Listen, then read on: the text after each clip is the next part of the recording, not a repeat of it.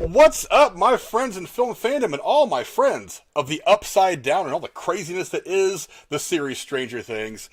How you guys doing? Wherever you are, however you may be watching, thank you for giving us just a little bit of your time. Boy, did we have an absolutely fantastic Season 4 of Stranger Things. So much to go into in what is possibly the craziest season of this show yet.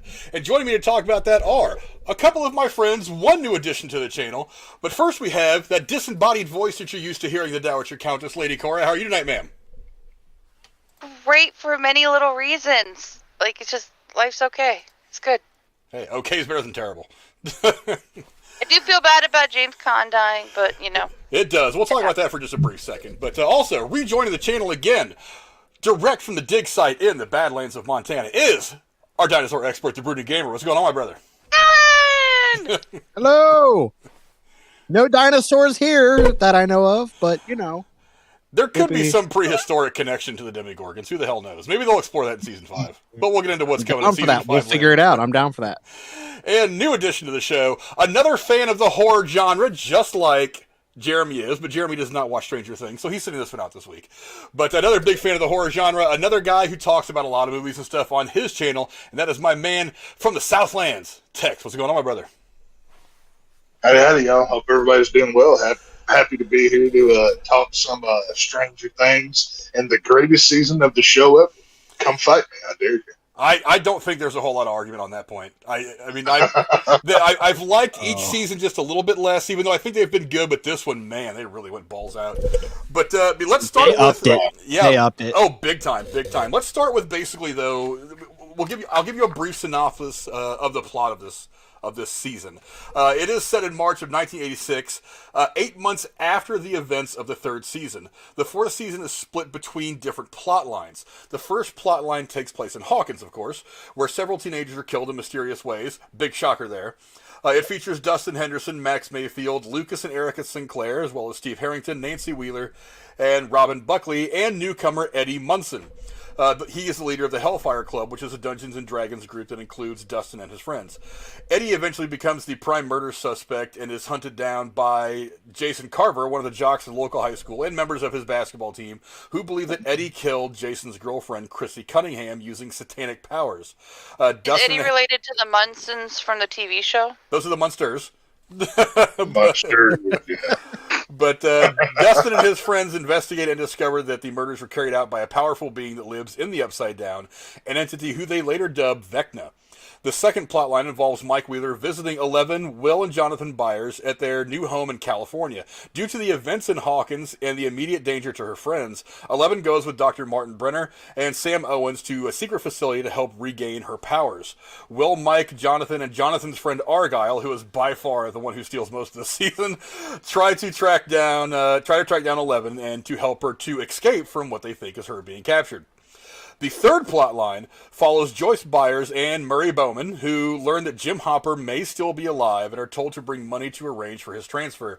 Meanwhile, in a Russian gulag in Kamchatka, I know I pronounced that wrong probably, Hopper is held prisoner and is forced, alongside other inmates, to battle a Demigorgon that the Russians have captured. Those are the three plot lines that drive this story. Quick thoughts on the overall plots. I'll start with you, Tex. I mean, how did you think the storyline for this season went?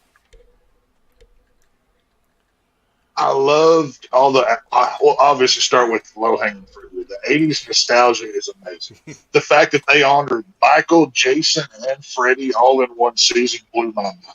When I saw Eddie wearing the Michael Myers mask coming out to steal the RV, I was like, "All right, this is cool."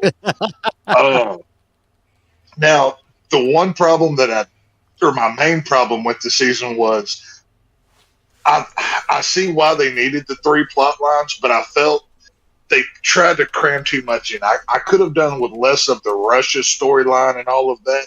I felt like that was extended out a little bit more than I would have liked. I wanted more of the Upside Down, the Vecna stuff. Let's go into more of that. But you have to get everybody in, and it's a big cast. So it is what it is. But like I said, overall, I love the show. I mean, they made probably the best version of Freddy Krueger that's not even Freddy Krueger. And I mean, whoever attempts it next has their work cut out for them, because Vecna may have took his place at the table of horror icons. That's all I'm saying. So. And we may not It's going to be done fun with, to see. Yeah, and we may not be done with him yet. That's the crazy part of it all, is we're still not entirely Oh, sure no, how he's- things end for him. Oh yeah, well, obviously this is a spoiler podcast, and if you watch the last, few scenes of that, last episode, he's still there whenever Will's grabbing the back of his neck. I can still feel him. He's everywhere. Vecna's not going. This dude's huge. They're gonna bring him back. There's no doubt about it.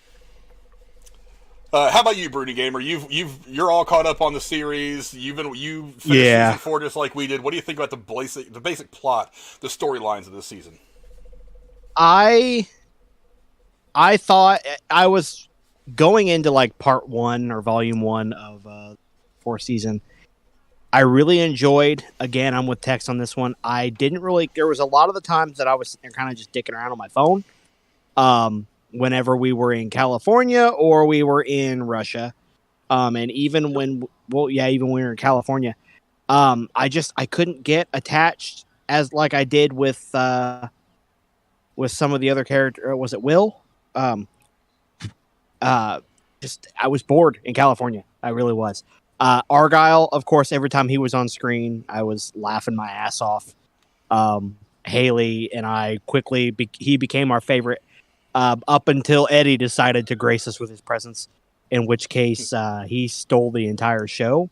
Why they waited for the 4th season to bring this guy in and what they did to him, that was uncool, uncalled for. There was one whole plot that I was really excited to learn more about and was extremely disappointed to find out that the Mind Flayer was just a creation of Vecna. I had this whole idea that the Mind Flayer was pretty much the original entity that lived in the Upside Down, and then when Vecna came over, or one Henry, whatever Heckna is, I think is what Haley calls him, as Heckna. When he came in, and I'm like, okay, this could be really cool. Him and the Mind Flayer are going to have like a battle for dominance of the Upside Down. It's going to be a badass fight, and then you just find out that he created that as a avatar, I guess you could say, for himself. I was really disappointed, but with everything going on, I couldn't stay disappointed for very long. There was just so much going on that towards that last, I guess, 3 hours, you could say, of volume 2. It was just so much going on. And I do agree with Tex on this one. Like, Vecna has probably become a staple for horror in general. I mean, there's so much to him. There's so much complexity to his character in a whole, that there's just so much going on there that there's no way they could kill him off in this season if they've got one more coming on. There's just so much more to figure out here, I think, and he's got some other cards he's not playing, in my opinion, that I think he's going to be dropping in the 5th season. Yeah, as far as I got to echo what you guys said about the stuff with Hopper. It was necessary because of the way that season 3 ended, with Hopper being in Russia, with that post-credit scene at the end of season 3, where it's pretty clear that Hopper did not die when that machine blew up underneath the Starcourt Mall, that he ended up in Russia somehow. So obviously there was going to have to be some kind of a rescue scene there, some kind of a thing where that happens. But the 3 plot lines, that was the one to me that, while it carried a certain emotional weight, it really was a third wheel to everything else that was happening in this season. But again, I mean, I know it was necessary, but I feel like they could have finished that up a couple episodes sooner, and it would have made more sense. I would have been more happy to see. Maybe it wouldn't have made more sense to anybody else, but I would have been happier to see Hopper and what's her name? Yeah, what am I thinking of? Joyce. Hopper and Joyce, and Murray, of course, who himself is a great bit of comedic relief in the season. To see them back in the United States just in time to help deal with the final act of this whole season. It would have been nicer to have them around, but that's how they chose to play it out. I think it worked pretty well in the end. I mean, look, I'll get to it in a little bit. That end scene, that final scene of the last episode, where they're all standing up on that hill looking down on Hawkins and all hell's breaking loose. Like, that to me was the perfect image to end the season on with the way everything played out. I thought that was a great shot. That visual was amazing. But I did want to see them all kind of get together and fight instead of just kind of coming together at the end once the climactic point of the season was over. But again, I mean, you've got people in 3 different parts of the planet that are trying to fight Vecna, so I don't know. Maybe that was just the best way to do things. But yeah, I mean, let's start talking now about the big deaths. And the one that really stood out to me was, other than Eddie, we'll get to Eddie in a minute, was Dr. Brenner, Papa. I mean, his death was inevitable from the beginning of the series, I think. But with a character like his, the death is all about timing. It's about when does he die, what are the circumstances, and how is that going to affect Elle specifically moving forward. So the timing is going to be really important because does it happen towards the very end? Does it happen in the middle? I actually kind of like that he died when he died. I think what it's going to do is it's going to set 11 down this path that is going to carry her to whatever the finale of her character arc is for this series. Brooding Gamer, did you get? I mean, is that something that stands out to you, or do you think he should have stuck around a little longer? I was perfectly content with him dying. To be honest, I was perfectly content with him dying in season 1. I did not like him when they showed him on screen. I looked over at Haley and I'm like, "Are you fucking kidding me?" And she's like, "Okay." I'm like, let's give it time, see where he goes. All the way up, like, I didn't know what was going on because part of me, I don't think he cared for 11. And then part of me is like, there was like little bits of, I don't know what the brothers were thinking when they wrote his character, because it was kind of like, I just got annoyed with him more or less. Cause I'm like, okay, do you care for her or are you just here for science? Which I feel like we're going back to the Jurassic World talk again, but like, is it science or fatherly instinct? What the hell are we doing? Like, okay, what is happening here? I got really confused, to be honest. I think his death was played out very well. The real death. I think 11 handled it. The way that was handled by her was fantastic, I have to say. Just her kind of like, well, you fucked me over for the last time kind of a thing. And, after bringing down an Apache helicopter like it was, that left me with goosebumps. That's all I have to say. But like that whole, I don't know. I feel like he was not really all that important to me. I get that other people would probably completely disagree, but that's just me. Tex, what about you? The death of Dr. Brenner, of Papa, I mean, how did it hit you when it finally happened? Well, at least my interpretation of it, I got very strong Dr. Frankenstein and Frankenstein monster vibes between Papa and 11. When you sit down and, because I rewatched the season before today because I wanted to refresh, and it hit me very much so that he's the ultimate. As bad as Henry or Vecna is, he's the bad guy. If it wasn't for him doing all of this, Vecna wouldn't be who or what he is. Yes, Elle sent him to the Upside Down, but when you go back and see all the little subtle things and the hints back and forth, Papa's the ultimate villain here. He's the egomaniacal Dr. Frankenstein. Go back to that death whenever he's talking to Elle for those last moments. Well, I love you and blah blah blah. He doesn't love her. He's Papa in the way of, I want you to love me. It's not the other way around. When you go back and you realize all of this was done, everything he did with 11 was to try to get back to number 1. 11 had nothing. She was a means to an end. That's all she really was. I can't help. Could there be some love in there? Possibly, but I think there's more control and, like I said, means to an end. And he's a great villain. I thought it was a good death. I thought it was a straight up ripoff of which Star Wars movie was when Rey Skywalker pulls that plane out of the sky. I was like, yep, I know what movie y'all watched, but I guess it looked just like it. But it was it was a good death, and it meant a lot. And I think it meant a lot to see 11 show no emotion when he dies. And he better stay dead this time, because I don't want to see him pop up. The dude needs to go away. I was thinking about something as I was watching that scene unfold. There's another Matthew Modine role that is very, very popular of the Joker in Full Metal Jacket, and he mentioned something in that movie about the duality of man. After that scene played out, I was thinking about this character having a weird duality. Is he a bad guy? Yeah. I think he fits that criteria. But, I was talking the other day on the Horny Goat channel about Thanos, how he's trying to do a good thing. And I feel like Papa at some level was like, whatever means I have to go through, even if I do end up hurting these kids, even 11, there's something positive that I can get out of this that's going to help the world, help a great number of people.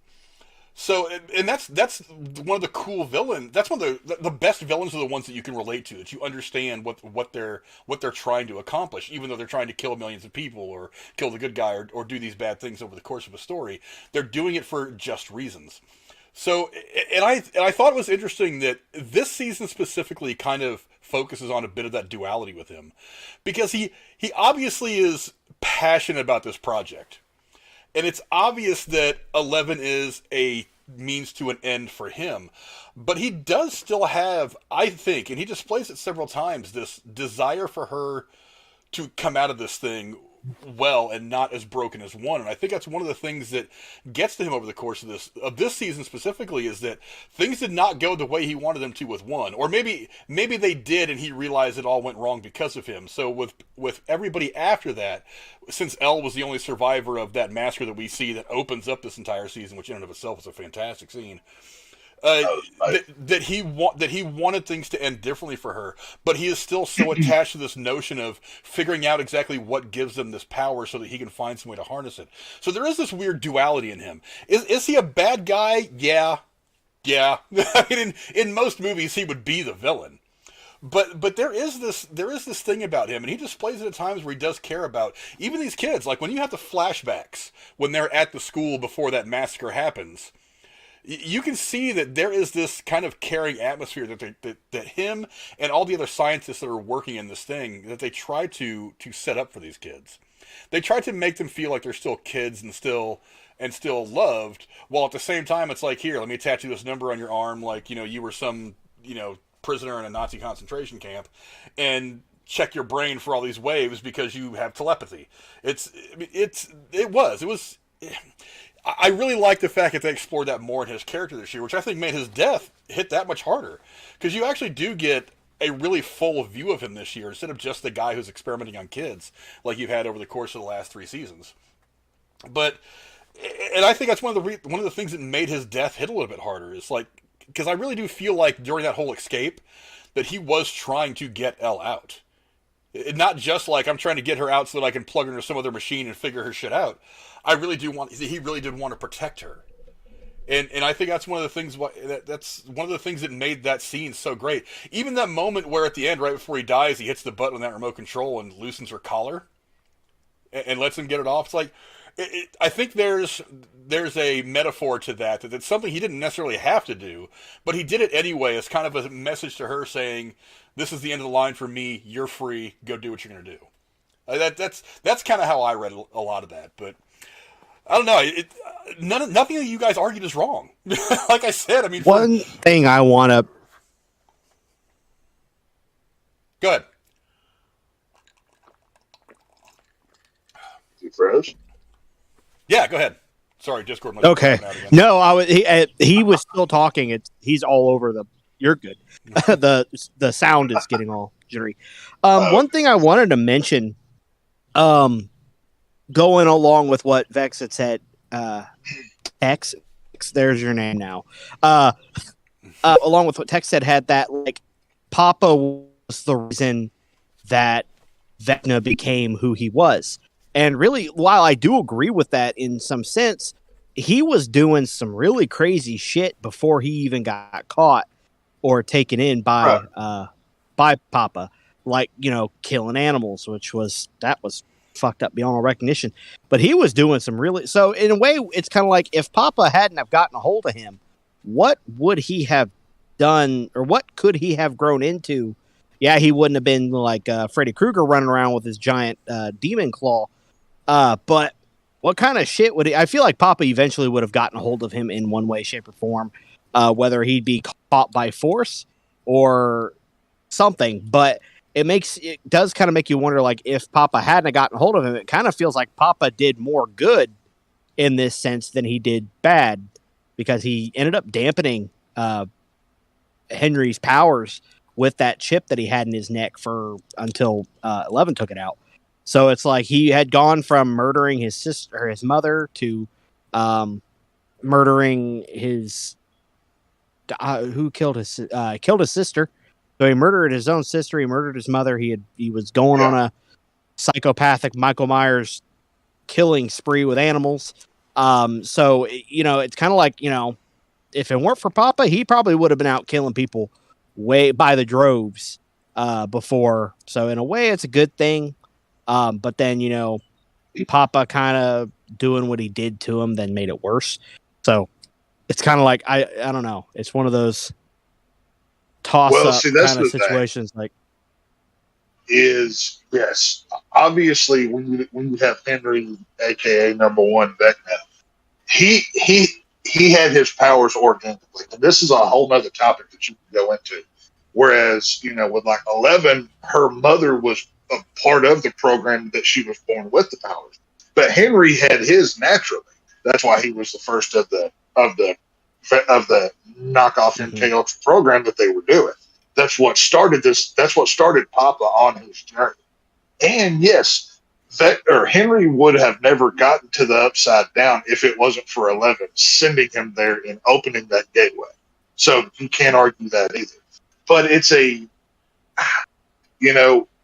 I still say Papa does he have some love for these kids? I'm sure. But it's in a very psychotic, I'm your leader, you listen to me kind of way. Because A, he tattoos the kids, he numbers them like Frank said. B, he did put the dampener in the neck. And I don't think that was for good. I think that was for control over number one. So whatever Papa wanted him to do, it could be done. I mean, now that's a perspective thing, you can go either way. But I still say Papa had more negative intentions than positive. I think he was, like I said, I very much saw him in a Dr. Frankenstein kind of role. He wanted to create. He wanted to play God. And ultimately, he ended up paying for it. And, it's just kind of how I saw it. I can't really interpret it any other way. Yeah. How was it you said earlier? I want you to love me, or how'd you say that? Well, that's kind of. Go back and watch his death scene. Whenever L's literally holding him in the sand and he's saying his goodbyes. Watch the way that he says it. He's saying it in a very narcissistic kind of way. It's not a fatherly love. I love you. I want you to go forward. He's asking 11 to tell him that she loves him one more time, basically. That's kind of how it feels like. It's just. Yeah, I like how you said that before. It's a very selfish kind of, I'm on the way out of here, but, I want to get one more pat on the back kind of way. And, I can't help but feel that he helped create, obviously Henry already had the powers, and who knows what he would have been doing if he had never met Papa and went through the program. But if it wasn't for Papa propelling him and creating 11 and everything else, we wouldn't have Vecna now. I can't help but feel he's ultimately to blame here.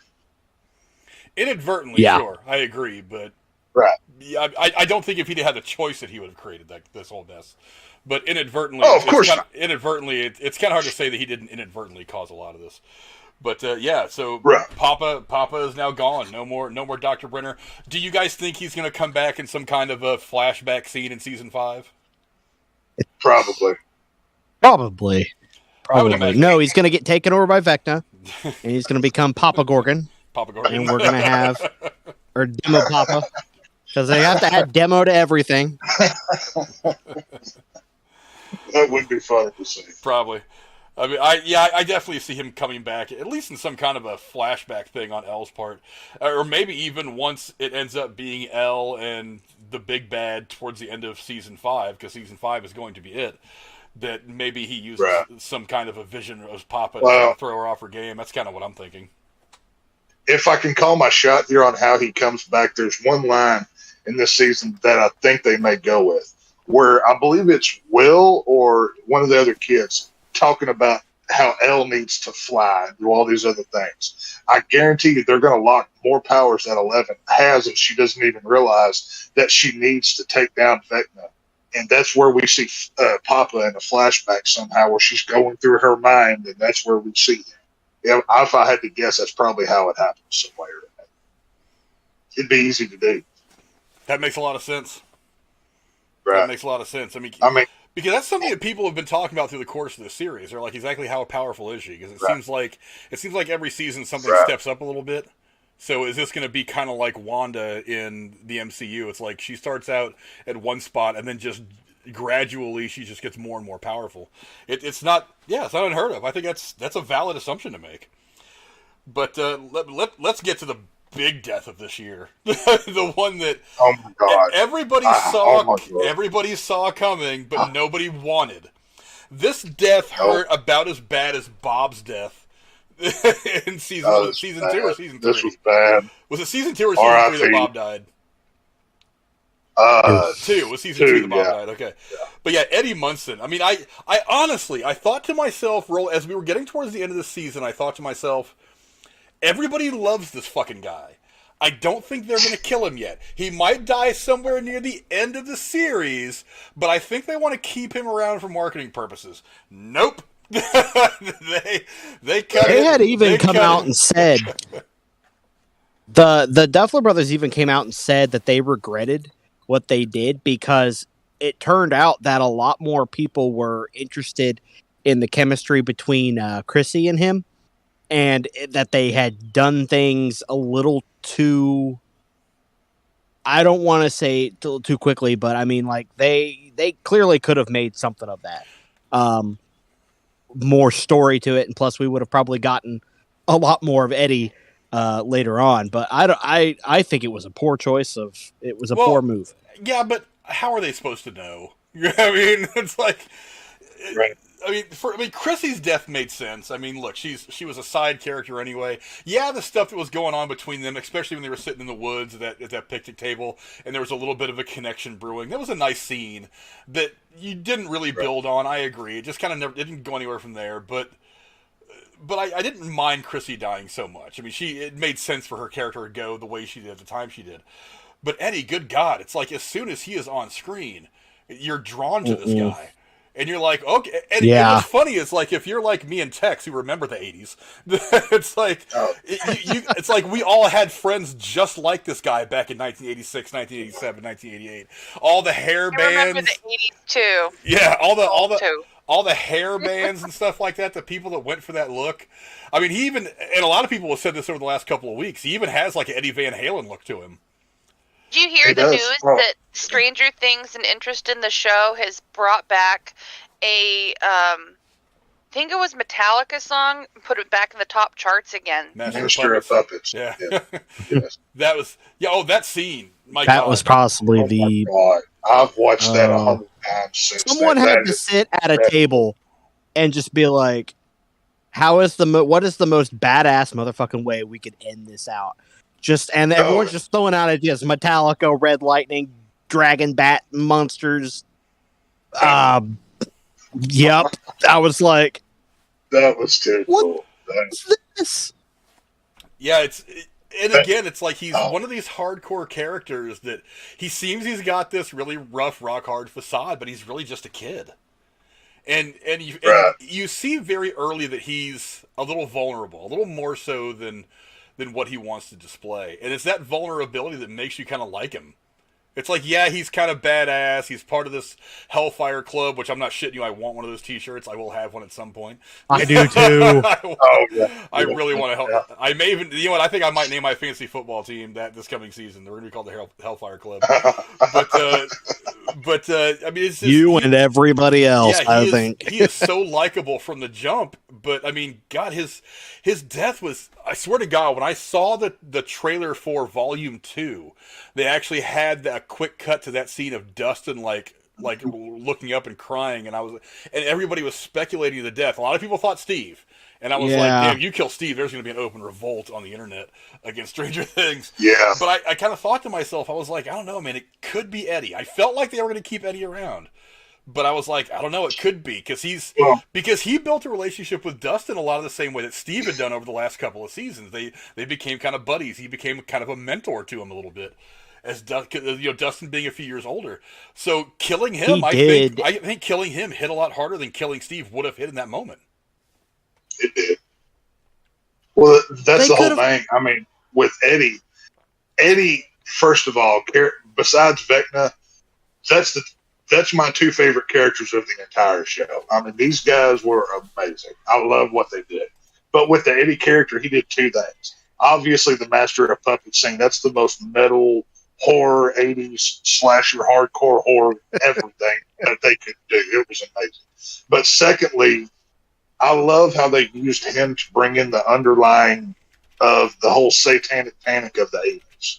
You know, how huge that was. That made this season for me with Chrissy's death and her boyfriend Jason.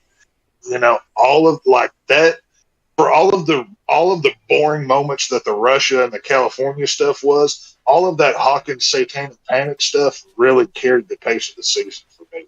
And he was directly responsible. I mean, he's hiding in a freaking rowboat with a dadgum 18, looking walkie-talkie thing. It's just good TV.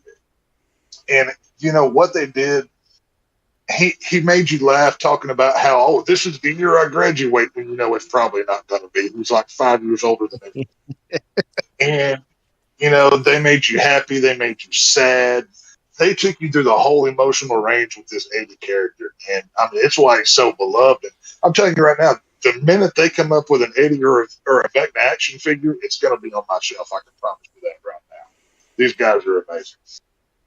If I was one of those people that threw money at Hot Toys, I mean, pop figures are one thing, but Hot Toys are ones. I want to own at least one of those before I die. God, Vecna would be a dope one to have. I can't afford Hot Toys, but I can afford. I love the NECA Ultimate figures. I'm looking at a whole bunch of them on my shelf. Give me a Vecna NECA. I will give you my money. This right here, I had this in my cart, and when they killed him off, I looked over. I'm like, that's it. Screw it. $114 for this. But yeah, I spent 3 weeks trying to find this. Going around Target, find this motherfucker in 2 seconds. And I'm like, what the hell? But, the way I feel like we were talking about this at my work, and people were like, well, two kind of separate things. The first was people were like, well, Elle could bring him back. I'm like, first of all, Elle has no idea who the hell this guy is. She brought Max back.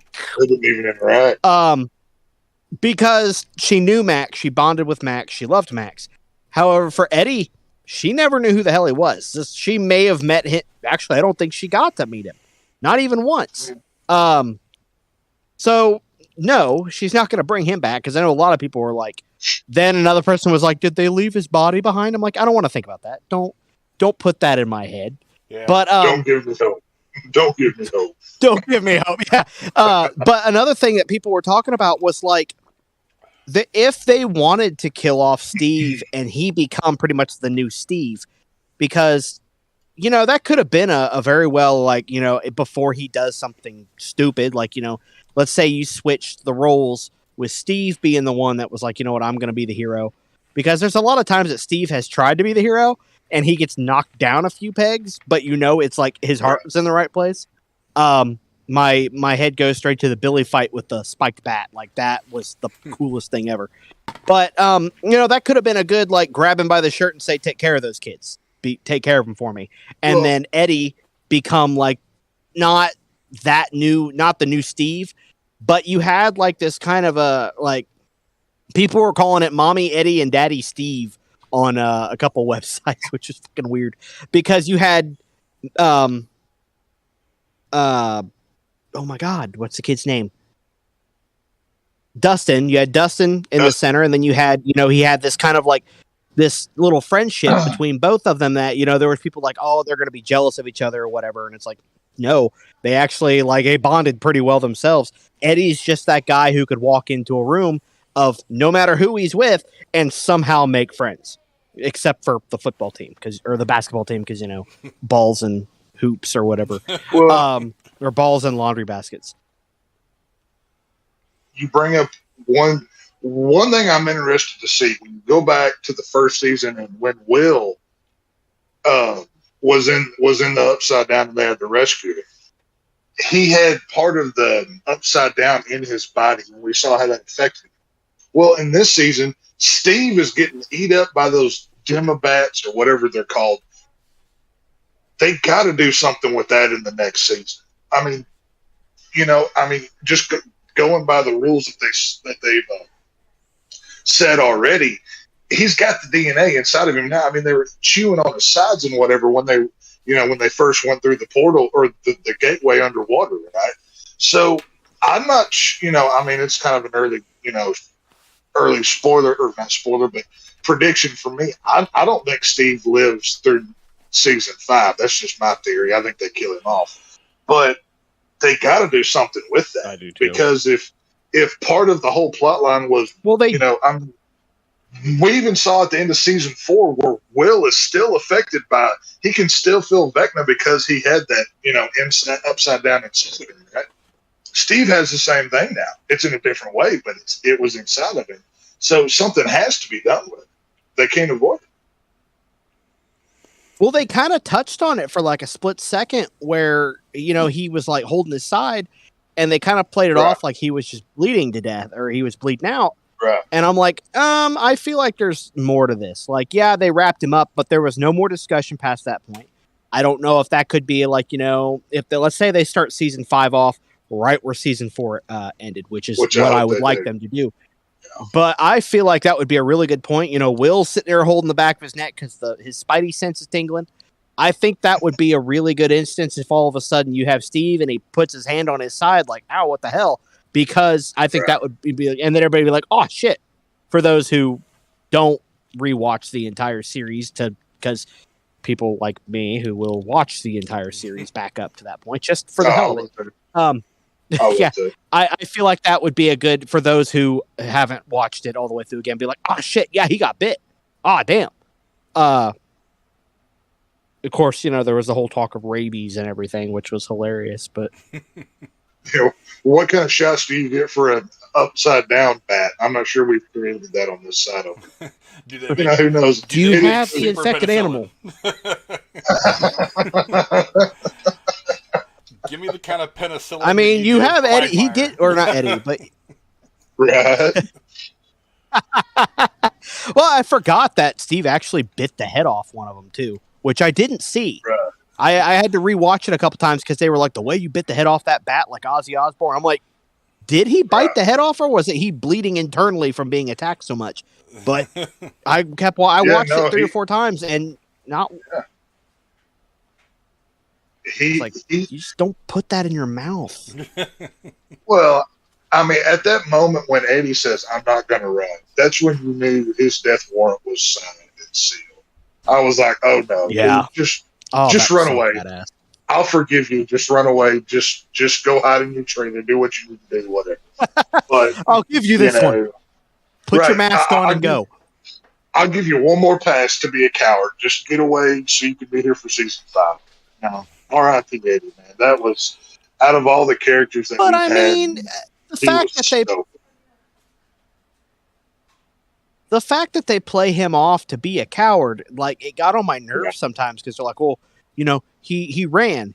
Okay, I'm telling you right now that if I'm hitting on a chick, she floats 10 feet in the air and starts bending like fucking Flat Stanley. Yeah, I'm gonna fucking run too. I'm hopping in my car and I'm boogieing the fuck out of there. Do not pick on the poor guy because he just watched this girl get turned into a fucking Twizzler. Nothing wrong with that. You're not gonna stand there like, well, this gets me going. See, there's one thing that I wish. Was the girl's name Chrissy, the cheerleader that died in the first episode? Was that her name? Yeah. I would have switched her out for Max. I think if obviously, hindsight's 2020. But if you want to go for a big moment, a shocking death, and you were going to do with what you were going to do anyways, instead of killing one of the side characters, you had Max in the previous season who was going through all the stuff with her brother's death and everything else. What better way than to shock everybody into the season than kill a fan favorite character, kill a popular mainstay, just to let you know what kind of series this was going to be this year. I tell you what, that's what I would have done. I thought Max was going. No joke, I did. When See, I've got a theory on her. We'll get to that. That's one of the questions I'm going to ask later. But yeah, when you got to that point, it's like, because if you look at the other 3 deaths, it's like they all happen at kind of the same speed. It's just like one bone cracks, another bone cracks, and it all kind of goes from there. The fact that hers took so long, it was just like you see the first break in her bone, and then it just sits on it for a second or two. And then it slowly, the other one, I was like, Jesus Christ, they are going to show her die slowly, and they're going to rip the guts out of everybody watching this show right now. And I was thinking to myself... Oh, they did. And I was thinking to myself, I hate to see her go, but damn, if this is the way you're going to do it, I couldn't think of a better way. I mean, it's not just stabbing us in the heart, it's putting it in a little bit at a time, and looking us in the eye. They're twisting it. It was so terrible to watch, but I was like, I can't take my eyes off it. I was like, Am I the only one that while Vecna had her up against the wall and Elle was going through her, when Mike is yelling to her and everything, the whole time, like, you saw him lift his hand up above her, get ready to do it, but that was like a minute or two of all that, and I looked over at Haley and my mom, and I'm like, so is Vecna just standing there like this for like 2 whole minutes, or is it like one of those like awkward time situations? Because I'm like, what the fuck's he been doing this whole time? And then you could see him if you look. There's an angle, and he's still just standing here like this. I'm like, what's happening over there? Like, is he just like, I'm going to make this epic and just hold it there for like 5 minutes?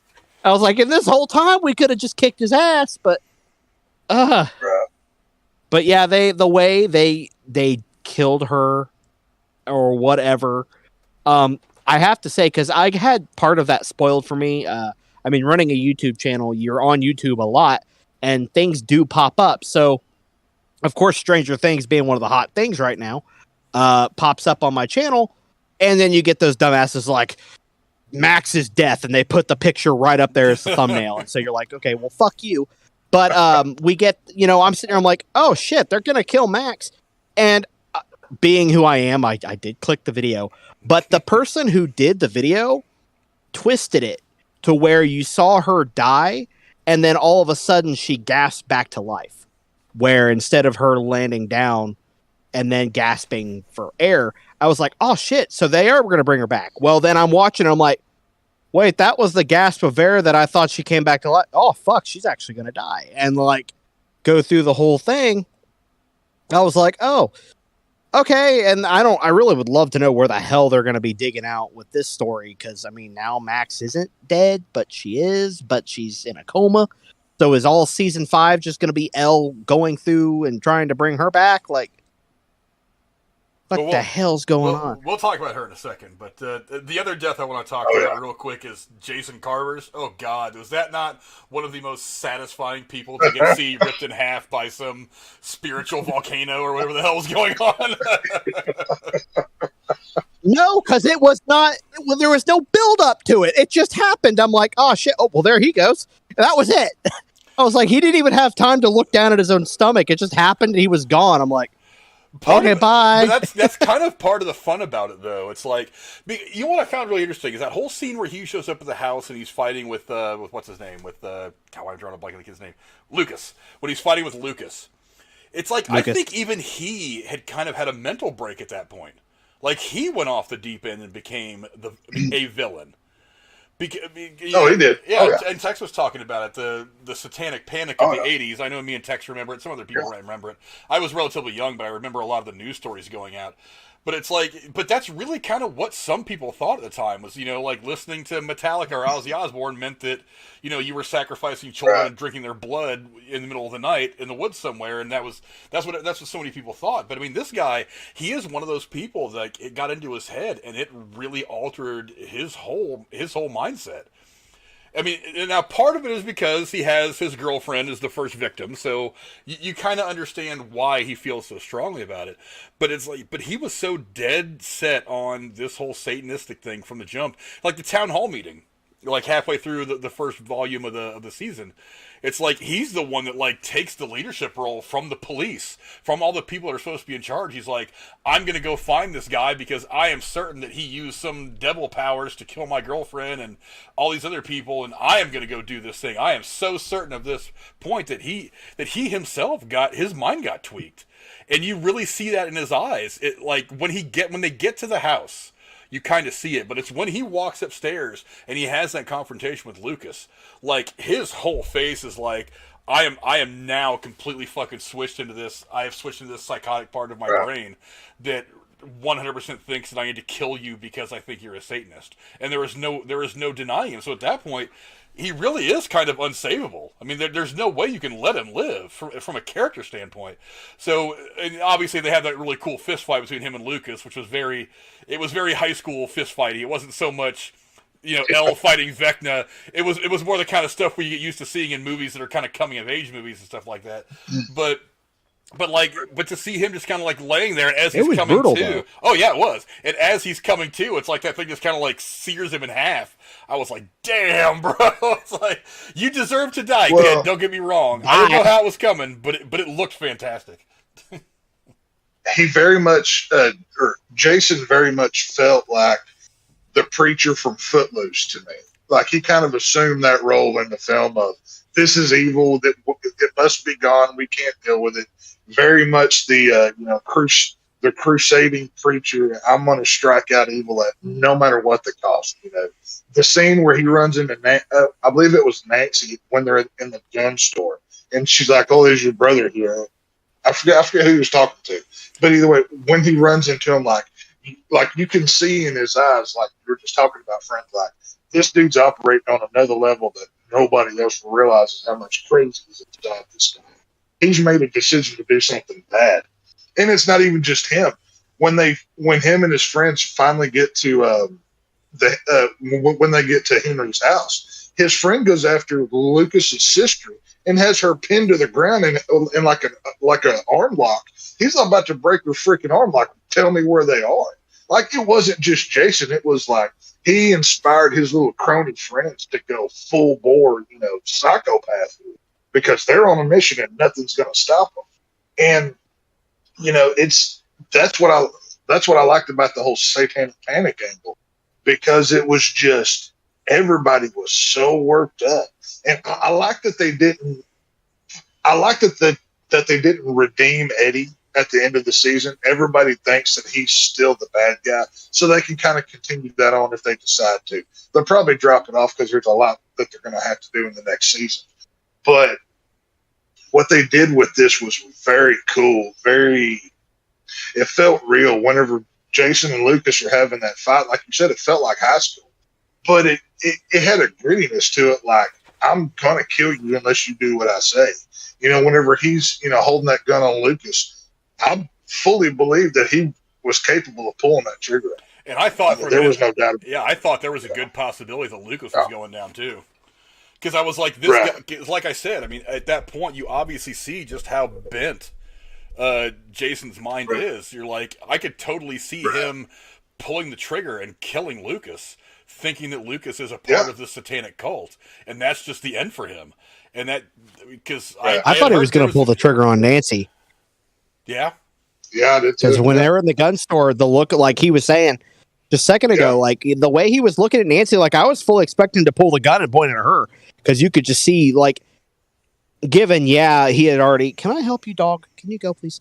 After he had, I just forgot that he did get to see one of his friends die the same way Chrissy died, in a horrible, fucked up kind of way. So that definitely, I feel like whatever screws were loose at that point were just officially just popped out. That right there solidified. And I kind of thought he was like, oh, he's going to and nope, he still blamed it on Eddie. I'm like, okay. But one thing I wanted to mention for this whole thing was I actually, everybody at my work is talking about this show. So when I was talking to one of my coworkers about it, she's probably pushing her late 60s. And I was like, yeah, she goes, I have to say the way they did the D&D scare was pretty spot on. I'm like, really? I didn't even know that was real. In my opinion, I honestly didn't. She goes, oh, no, that was a legit thing. That's actually kind of how people reacted during that. And she goes, they handled that very well. They did a very good job portraying people who were like, she's like, the way that all the parents kind of came together and were like, our kids are doing this, but they didn't get up and be like, kill the beast kind of a situation. Every one of them were like looking at each other and they knew like kind of everybody meet at the same place kind of a situation. She's like, that's kind of how it was. Like you had all these parents get together. I remember they had those meetings. I remember they were on the local news when I was a kid, of these people getting together and like railing against Dungeons and Dragons and heavy metal music and all kinds of shit. Those meetings actually happened. Yeah. And she said I was like, did you let your son play? She's like, well, yeah, I played with him. Like I was one of the people playing D&D with him. And she's like, she's like, if it weren't for that, me and him clearly would have been thrown in prison or something, because she's like, not only were we playing D&D, she's like, I bought him his first guitar when he was 12 years old, and the first song he played was a Metallica song.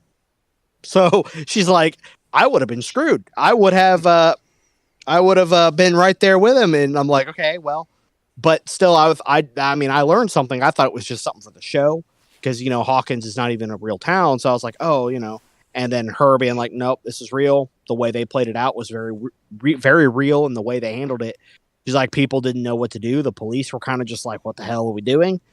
And so it's like, you definitely could see where the townspeople kind of just say, fuck it. You're not going to do your job. We'll do it for you. And they go about it in their own way, which is usually the worst way. So I really liked how they handled all that. Yeah. Also, it wasn't just running up that hill that has been made popular and made anew again.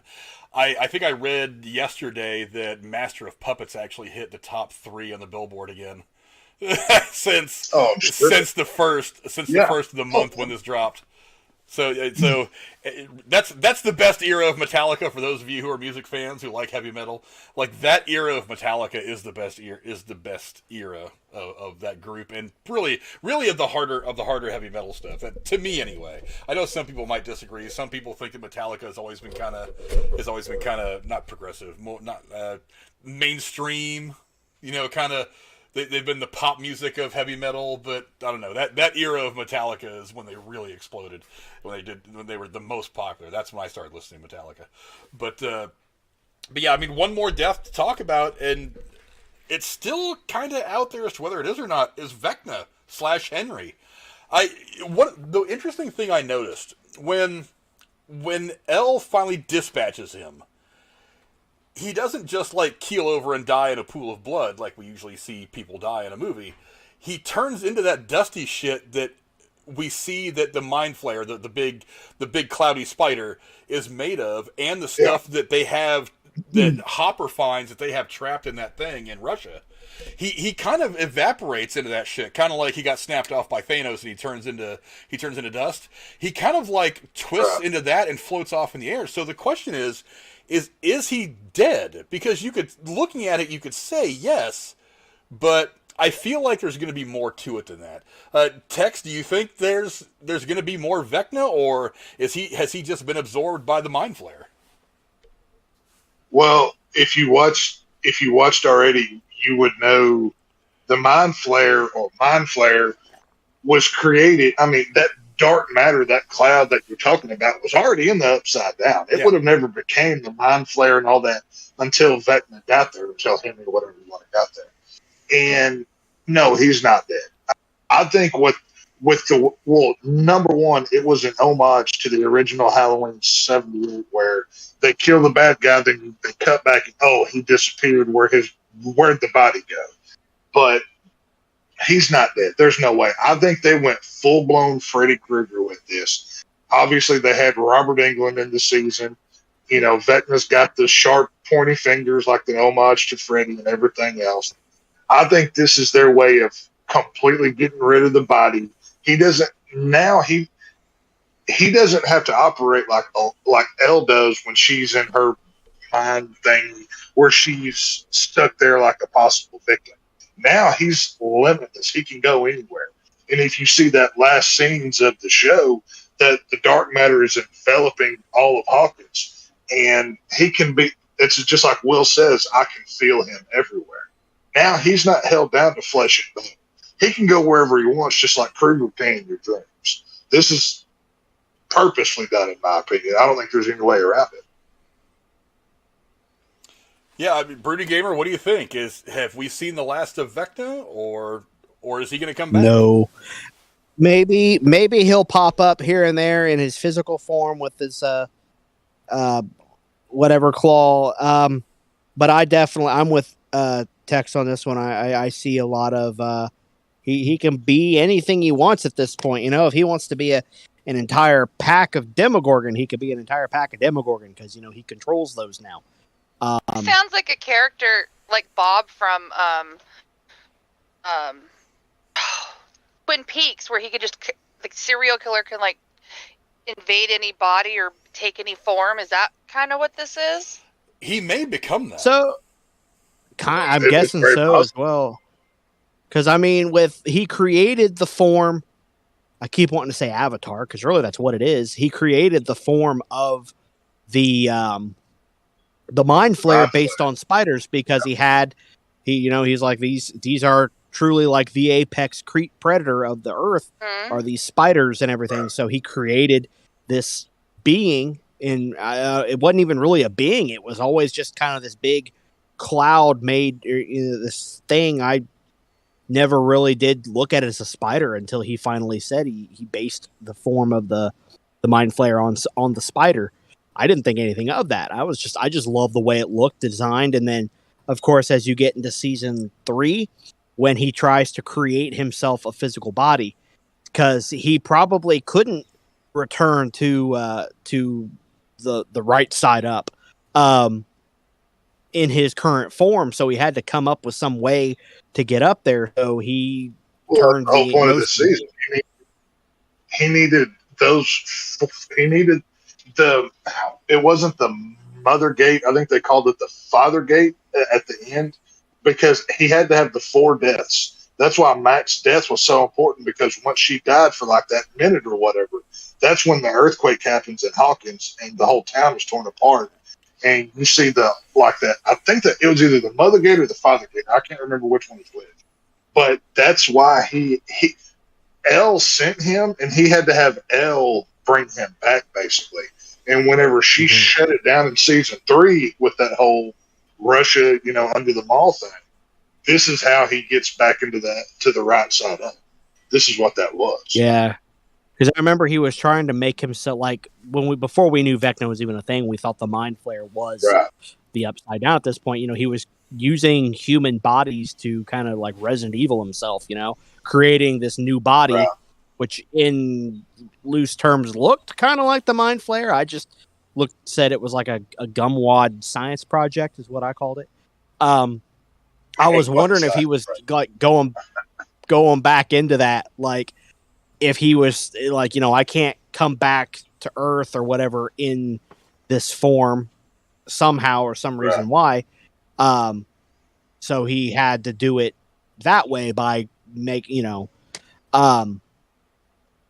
I definitely feel like we're going to see more of the Mind Flayer form, since we can just call it's still him. That's why I was like really, really disappointed. Like when it showed Hawkins and then these clouds coming up, every time I saw a flash of red lightning, I was always waiting to see the silhouette of the Mind Flayer, because that's really all a lot of the times you saw in seasons 2 and parts of season 3 was that big towering silhouette, which we keep referring to Halloween a lot, but it's kind of like when you see that shadow, oh shit, it's about to get real. But there's shape. I was really hoping to see that cloud and then the lightning and just see just a quick glimpse of it. There were so many times that I'm sitting there like, you see the distance in these big clouds and I'm like, he's got to be there. Nope, he's not there. And then come to find out he's not there because he's Vecna. But I really enjoy. I'm very excited to see where they're going to go with this. I've got a lot of people on YouTube have been calling it. They're going to call it the Battle of Hawkins, which I think would be pretty damn cool. to have just like the military roll in and just like Demogorgon pack on this side, military on this side, and this big like clash of the Gorgons. I don't know. I'm excited to see where they're going to go with this. I'm excited. Yeah, there's a lot they can do with this, and like I said with Vecna, like today on my lunch break, I watched a Vanity Fair of how they created Vecna, how they made the prosthetics, the character design, and everything else. And the guy even said that the people who made the show wanted their Night King from Game of Thrones. They wanted their monster. I mean, and up until now, it's just been the Mind Flayer, the Demogorgon, or the Demodog, or whatever. But they never had their boogeyman like Myers or Jason or Freddy or whatever. Well, now they do. So there's no way they're letting this go. They wouldn't put as much effort to promote, even like I said with the video I just watched. He's coming back. Now, we may see him in some form like we did this season, but I think he's going to be, like I said, a Freddy Krueger type creature. Someone who floats around because his physical body's gone. So he's not tied to it anymore. And with that black smoke, absorbing all of Hawkins and everything else, he can go anywhere, do anything. You don't have to be asleep like with Freddy Krueger.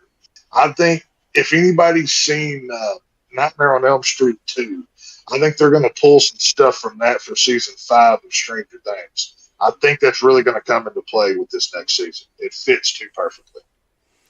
Yeah, I think you can use him more. The problem is he was definitely the big bad guy of this season. But next season you have to deal with the main baddie, so you can't make him the focus. I would imagine that much like I said that I thought that maybe the Mind Flayer would invoke visions of Papa, of Dr. Brenner to kind of mess with Elle's mind. I think I can see it kind of happening like that also with the version of Vecna that we got in this season. But you do kind of have to move on him because there is like the main character that you have to deal with, the one who is pulling all the strings of all this evil in the Upside Down. The other thing is that there's an interesting piece of dialogue that God, who says it? I want to say it was Dustin that says it. He refers to Vecna as the general. And the general is, while high up on the chain of command, is not usually the one at the top. Not all the time, anyway. So I feel like by saying that Vecna is the general, but there's something else out there, that we're going to be seeing like the guy at the top of the totem pole in this next season at some point. Now, Vecna could be somebody that they have to contend with early in the season, but eventually they're going to have to move off him and go on to the main bad guy. So, I mean, I don't know. What do you think about that? See, I don't think so. See, I don't. Well, what is the? I think it's okay. Obviously, we know Vecna, Henry, whatever, didn't create the darkness in the Upside Down. We see whenever he first goes there, he encounters it. But when he's like doing the hand thing, I think I still say Henry Vecna is the ultimate bad guy. The way it felt that way to me. I think he is controlling the darkness in the Upside Down. I think the darkness was obviously already there, and he had the telekinetic powers, and he used those powers to control that to affect the right side up. I think I can't see it any other way. Obviously there could be somebody bigger behind the scenes. I wouldn't be surprised if they did, but I really think they're going to make him the one who's pulling all the strings. And if I was going to do it, that's how I'd do it. But that's just me. What were you going to say, Brooding Gamer? What was I going to say? Oh God, what was I going to say? It was there and it's gone. Talking about who could, talking about who, if Vecna is the general, then if Vecna is the general, then who is going to be, the ringleader of this whole situation? And I forgot that, there was this giant cloud who the Russians called the Shadow. So, I mean, clearly that universe, or whatever we want to call it, it wasn't the Upside Down until Vecna kind of just contorted it to look like Hawkins. Because Well, that's all we've ever seen of the Upside Down is Hawkins. So maybe that's all, that could be that area. And if you were to continue going on further past that point, you would start to see this other world for what it actually is. When I was sitting there and he had talked about how he created all these things. I'm like, okay, so does that mean he created the Demogorgon? He created the Demobats, all those things. And then you find out, when he's down there, you see this Demogorgon walking up the mountain next to him. So I was like, so those already exist. These are a life form that are native, fauna that's native to this universe or this world. And then you've got this giant swirling cloud that he just happened to be able to control. Is that like I don't know what the hell that was. Is that supposed to be like this other world's like life source or something? Because when they were in Russia, is he an X-Men person? Russia, just like an X-Men, like Storm. In a way, when you had the only good part of Russia, in my opinion, when they finally showed this fight, got everybody together. He was like, "Oh, well, the shadow's gone," and he's like, "So are the creatures." And he goes, "I think I know where they went or where it went." And then you see these things living. He goes, "It went into them." So that's why I'm like wondering, is it some sort of a life source to the animals of this or any living source in this particular world?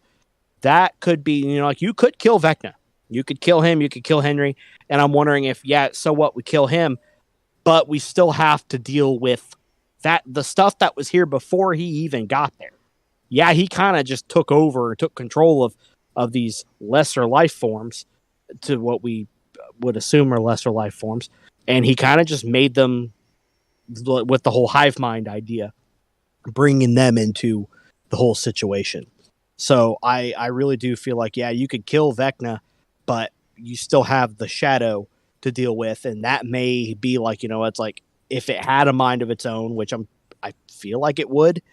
How Russia got a hold of that little bit of that, I'll never know. It's Russia. It's probably best you just don't ask. But I don't know. I feel like if, like he was saying, if Vecna is the general, then the shadow is the true ringleader to everything. Yeah, but now that we're done talking about the deaths, let's talk real quick before we move on to some of the questions I have that I'm left with. How about that Robert Englund cameo? I mean, this guy's just boss. God, the guy's bossing everything. Oh my God, that was amazing. The first shot where he comes out of the darkness, like you see that messed up eyes. I was like, okay, he doesn't have to say a word. Just getting to see that first shot of him was incredible. I mean, Robert Englund, he's a legend. I mean, God bless him. Everything he does is perfect. I mean, like you were talking about that episode or that show you were talking about on YouTube or something of the creation of Vecna. It was I don't know if it's in the same thing, but they talked about how they also did his prosthetic, and like I thought that this here was all they did prosthetic. And like the whole thing up to like the beard was all prosthetic. I'm like, holy shit. Like, and this man can do anything. I mean, you could put a fucking pillow sheet ghost over him and he'd still somehow make that 10 times more terrifying than Michael could. But I mean, seeing him in that, and the whole time I'm sitting there just gushing. I'm like, oh my God, do you know who that is? As my girlfriend's like, I don't. I'm like, it's Freddy fucking Krueger. Like Freddy Krueger's in this. I'm like, no, the act, you don't understand. Just stay over there. Like, let me have this. That was the coolest damn thing. Because especially, I could have sworn in the family video they had a Freddy Krueger like cut out for the movie store, and I was like, so it's cool to see Freddy Krueger there, and then the actual Freddy Krueger is in a prison miles away. So it's like, this is the coolest thing I could ever ask for at this point. Yeah, I love the look of just kind of that whole sequence where it's like it's very Silence of the Lambs, He's even in the last. He's even in the last cell at the end, just like Hannibal Lecter was. Yeah. It's just like, and she's even like that had to be a nod. Yeah, there was a lot. Oh yeah, I think it absolutely was, because that's something the Duffer Brothers have done very, very well over the course of the series. Is those little visual cues that are really strong reminders of these moments in other scary situations in movies. But like they have to walk down the hallway and they look into the cells of all the other weird people that are there, and then they finally get to the one in the end and it's him. But I mean, just so good. I mean, what can I say about this guy? I was telling Jeremy a week or two ago about, and Tex, you probably remember this, the original TV show V that came out in 1984, something like that. About the time that he first played Freddy Krueger. It's like it's so funny, his range, because he's playing this psychotic killer in so many movies. Obviously, most famously, he's playing Freddy. But in that show, he plays like a good guy alien who's very goofy and very lovable. He is the direct opposite of everything that we know him to play, but he's still so good and believable at it. You just want to hug the guy. But 5 minutes later, he's going on to the other set. He's putting on the claws and he's hacking teenagers up in their dreams as Freddy Krueger. It's just the range that this guy's got. It's like he's just so good, and he's gotten to the point now. I mean, he's a living legend. I mean, it's like everything he's in. Every time you see him do anything, you're like, I want to watch this. I don't care if it's any good. I just want to see if he brings it up a notch, and he almost always does. But yeah, I mean, they couldn't have. I mean, I almost wanted to see more of him, but at the same time, I'm like, you know what? I think you served it just right by giving me that one episode where he has that conversation with the two girls, with Robin and with with Robin and Nancy, and all that. There's that exposition of all this information that starts to put things in perspective. Like that was the one episode where things were really starting to like fall into place, and you're like, oh shit, now all this makes sense. I mean, to have him kind of explain where a big part of the origins of Vecna was so crazy, so good to watch. I mean, I couldn't have asked for a better cameo appearance by this guy in this series. I mean, I don't know what to say about it other than the fact that it was just brilliant.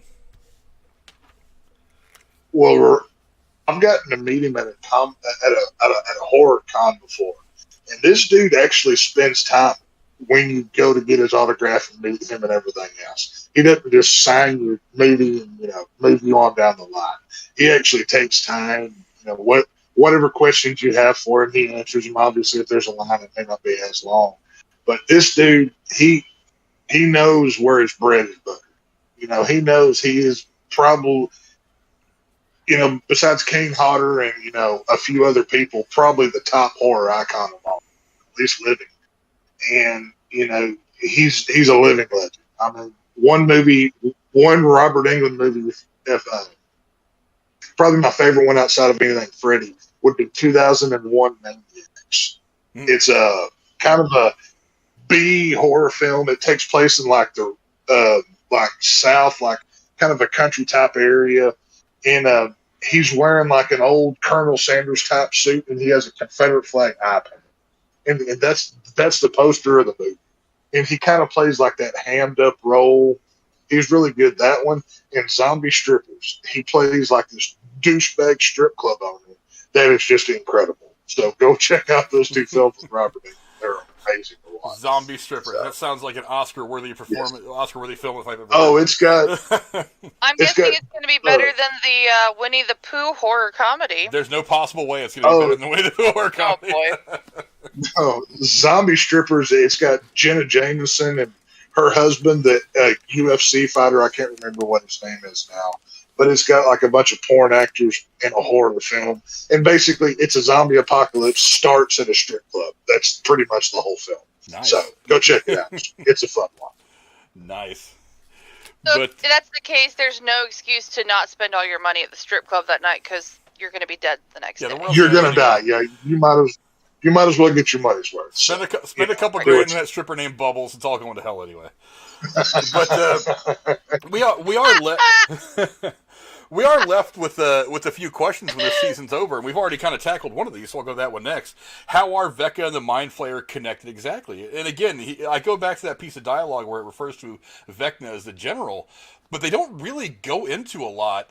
We're left to speculate a lot as to exactly what the connection is. Now, I'll go back a little bit to that scene where where Elle has that fight with one in the room after the whole massacre, and it's like him falling through and getting hit by lightning and being charred and being turned into Vecna when you have the big reveal in the moment after that where he is actually one, so you have that. So I feel the way I kind of felt like is that obviously that's kind of where the bridge opened between our world, or this world anyway, and the Upside Down.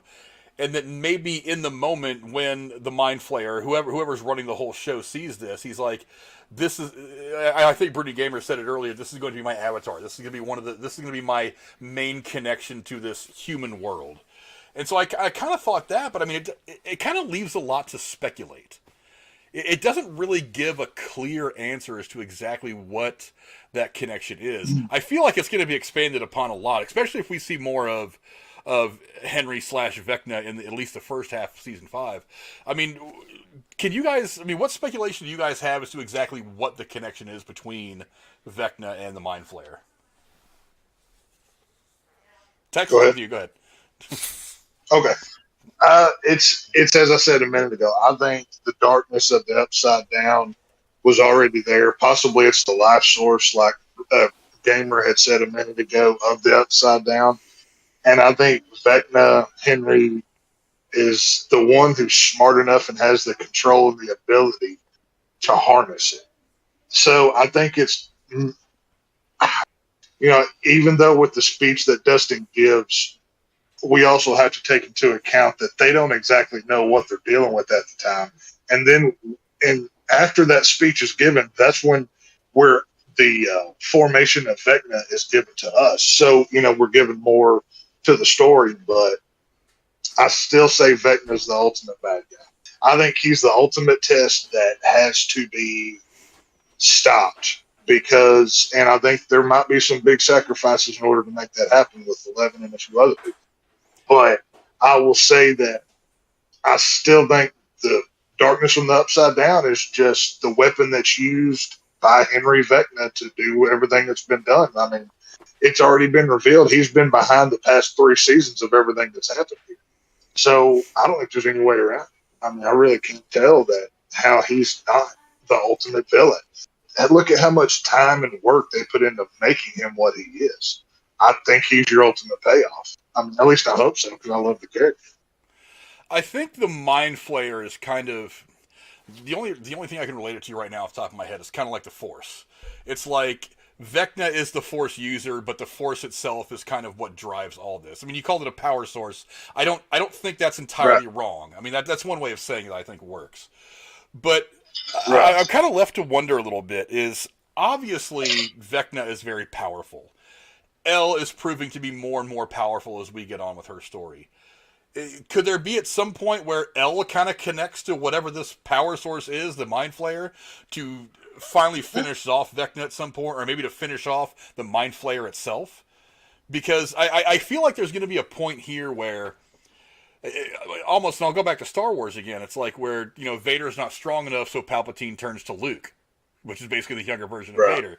And then maybe we're going to run into that. Like, Vecna's going to be broken. He's finally going to be out of the fight, and the Mind Flayer's going to be like, all right, Elle, you're here. You're obviously every bit as powerful as he is at this point, if not more. Now I'm going to start gunning for you to make you the Avatar. And that's kind of what ends up leading her to fight the Mind Flayer itself. I mean, Broody Gamer, what kind of ideas do you think? What's connecting Vecna and the Mind Flayer, and how are we going to finally get to this power source for Elle or anybody else to deal with sometime in season 5?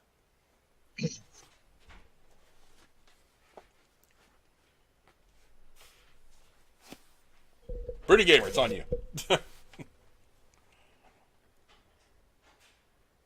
I see this being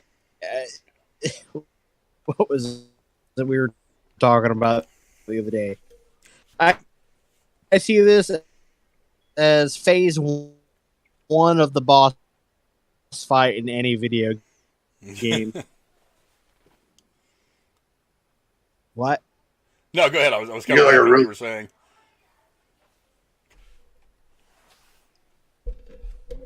Can you?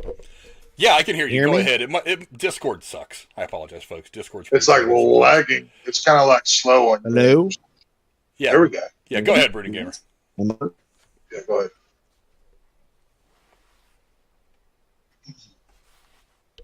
Hear me? Yes, we can hear you. Go ahead. Let me go to Discord real quick. Oh, okay. It was, well, when I was talking about that static, it's gone now for me, but apparently it's not for you guys, because now you guys are frozen. Where I was going with it, and the way I looked at it, is it's like any... Oh, we're way behind on Technical video. difficulties. I know. Yeah, I'm looking at some stuff. Go ahead and keep talking. I'm looking at some stuff. I've heard you guys say that 3 times now.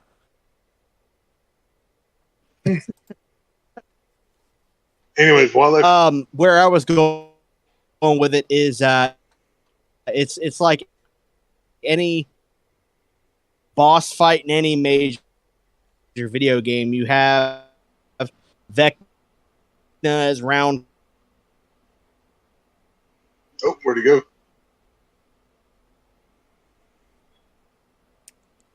I do Can not. y'all hear me? Yeah, I can hear you just fine. I don't know if it's Discord. Discord's kind of Oh, okay. it's kind of shitty. Yeah, he was lagging really, really bad. I don't know what's going on. Every now and again, Discord But anyways, takes a crap. oh, here he goes. He's back.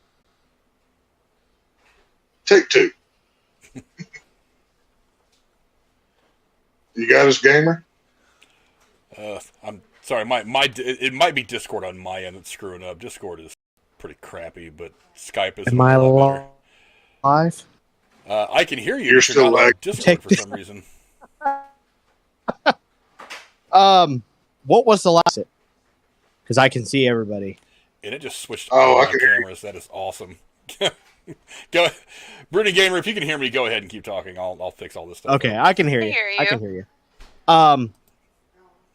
Where I was at, like the way I looked at it, like I said, it was like I don't see the Mind Flayer and Vecna as 2 separate entities anymore, or as one entity, or wherever I'm going with this. I don't see there being a Mind Flayer without Vecna. Vecna created the Mind Flayer just as some sort of a form. I don't know, to I guess kind of like a cocoon in a way, because he looked completely different when he got to the Upside Down, or whatever you want to call it. And then he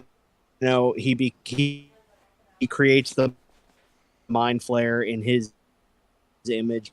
When you see him several years later, he's now this Freddy Krueger, Dungeons and Dragons boss looking motherfucker. So it's like the way I'm looking at it is like I don't see where it could be like Vecna becomes the weakest link, and then the Mind Flayer takes over. Where I was going with the way my brain was looking at it is like Vecna's body is kind of fucked up at this point. He's been shot with shotguns, caught on fire, shot out of a building. I kind of see now the Mind Flayer just becoming his main source of survival, in a way of like, now he's got to put himself in the Mind Flayer form to keep himself alive so that he can heal in his own way, or and then the Mind Flayer now takes over as the main villain once again, or the face of the main villain, I guess you could say. That way we're able to see that come back. Yeah, but that's where I'm looking at the connection between the two. I know everybody on the planet right now has probably got their own interpretations and opinions on. Oh, of course. Go ahead. Well, what do you think, Cora? Oh, go ahead, Cora. Gotta love Discord, man. Yeah. I'm here. Sorry, I was on mute and didn't realize it. What are your thoughts about Vecna and what are your thoughts about Vecna and the darkness and the Upside Down? How's it going to play out next season? Since I've never watched the show, the name sounds stupid. I'm going to say that Vecna is going to lose because it's a stupid name. Upside Down sounds like upside down cake, upside down pineapple cake, which is good. So I would say, based on just that alone, I would say that. But I do want to watch the show. That's why I'm learning about this by listening to you guys. I have to say, Right. I love the concept of taking the 80s and just engrossing, like the Wonder Years, in the 60s and the 70s. This show just kind of, from what I've read, has reinvigorated people's interest in the 80s culture. And so it's one big reason why I'm really looking forward to watching it myself. The names are stupid. 80s culture will never die. Yeah, it's never going to die. Jeremy, the 90s are good too. I'll speak for you even though you're not here. That being said, who thought up some of these stupid fucking names? Did they let their 5-year-olds literally play with refrigerator magnet, Vecna, they pretty much name. Yeah, they pretty much name everything. Like, I don't know if you've noticed or not. The first episode of every season, they're playing D&D in some place. Or I've never played that game. I know it's something that everybody did. I've never actually played D&D. I've watched people do it. I'm sorry, my nerdiness has always had its limits, and D&D was kind of past that limit. My mom put me in music classes and took me to the opera, so I had a very different upbringing, unfortunately. So one thing, and this will make a lot of sense to you when you watch the show. These are all coming from the minds of, you have to, again, these actors are in their 20s by now, but playing as teens. These are all coming from children. These creatures are coming, it's like the whole reason why all these come from Dungeons and Dragons creatures. Okay. So like Vecna is just like a necromancer. But because he's got all these powers, they're like, oh, so he's a necromancer or whatever. It's like Vecna.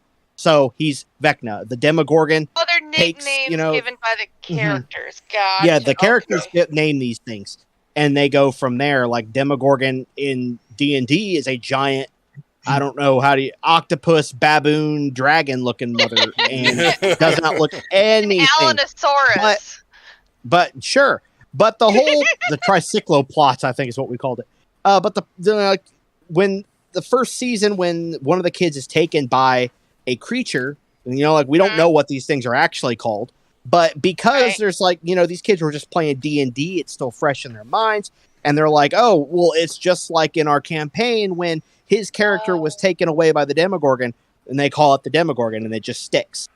And so then, of course, all these things come from how they relate to them, and how it's okay, that makes a little more sense, and it's less stupid then. I don't know. It's just when if you like me hadn't watched the show, and I'm listening this whole show so far, half the names you're saying, well, I should say, and hasn't played Dungeons and Dragons. What is this shit with these names? But I get it. I'm missing a whole section of cultural references. Vecna sounds really stupid until you first see him kill somebody, and then when you see this real, like the name of an STD medication advertised on television. Yeah, and then when you see Chrissy's body go up in the air, and then you see her limbs snap and her eyes get sucked back into her head, and her body drops to the floor, you're like, Vecna's not someone to fuck with. Vecna's kind of badass. Right. Yeah. Your name is stupid. He can have that. Yeah. He's what he can do. Okay. Bad gal in Ghostbusters, the one that is up there with the dogs at the end covered in foam. Yeah. Gozer the Gozerian. Hell yeah. Yeah. Yeah. But that didn't sound stupid to you? Huh? Well, I'm corrected. But obviously the next question, and one that we've alluded to already, is what's Max's condition after all this? I mean, we see her, she dies. Elle manages to bring her back to life, but she is definitely fucked up in a lot of ways, not just physically, definitely physically, but probably mentally as well. I mean, she was already kind of mentally... the resurrection stone? No, not that kind of magic. I mean, we could use some... I'm sure they could use some Harry Potter, but I mean... we last see her, she's in a coma, in a bed, in the hospital, with a cast on all her extremities. And there's something very interesting that Elle says. Elle says that she can't feel her when she goes into her little meditation or whatever it is. So I have to wonder exactly what is her condition, because you figure the broken bones can heal. But what is the condition of her mind? Is Vecna / the Mind Flayer still got a piece of her, or is there a piece of that inside her that has got her messed up? That's the one piece of dialogue that stuck with me, is when Elle said that she can't feel her. Brooding Gamer, I mean, that's significant, especially when you consider that it's very, very likely that season 5 is going to pick up very, very close to where season 4 left off. I mean, not only does she need time No, physically, but I mean, how? What is her condition right now? Oh, go ahead. Sorry.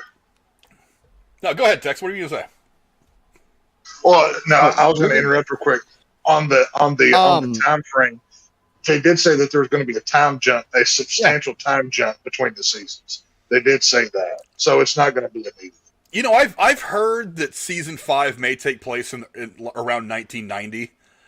I don't personally like that. I don't personally like that idea, but the ending scene alone says that there really can't be a whole lot of a big time jump. I mean, if you're talking a big time jump of a year, that's one thing, but whatever's happening in Hawkins is happening right now because it's very clear that in a matter all the of smoke coming up. Yeah, whatever's going to happen is going to have to happen relatively quickly. So if you're talking about a time jump of a year, that makes sense. But if you're talking about the time jump of 3.5 years, if you go somewhere around January of 1990, that's a big time jump. So here's what I'm thinking they're going to probably end up doing. They're going to start off, the season with seeing how everything has changed. Like we're seeing the characters. I'm just going to bring it up in layman's terms here. We're going to be seeing a Fallout version of Hawkins now at this point. You're going to see our characters wearing all these probably really weird makeshift things to keep themselves alive, because now or something. Yeah, in a matter of like a few hours, you've already got that ashy dust kind of material falling in Hawkins, and you've got clouds now, and the red lightning is now starting to come through. So that's a stupid question. Why don't they just move to a different city? That's something that'll probably migrate. Because at this point, the Upside Down is not just threatening Hawkins. At this point, it's becoming it's going to become a global event. It will, yeah. That was kind of the whole point of what what's his name, Vecna was trying to do over the course of the series. Thanos. Sort of, yeah. He instead of just existing in the Upside Down, he wants to cross through one of these gates and come into our world so that he can wreck shop here too. So it's going to become a worldwide problem, not just a Hawkins problem. Yeah.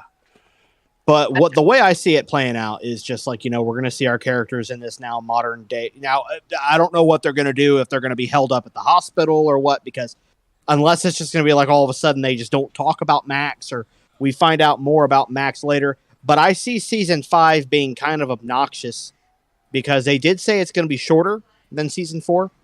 That could mean longer episodes, but shorter, but not as many episodes. Or more episodes with less time. I don't know.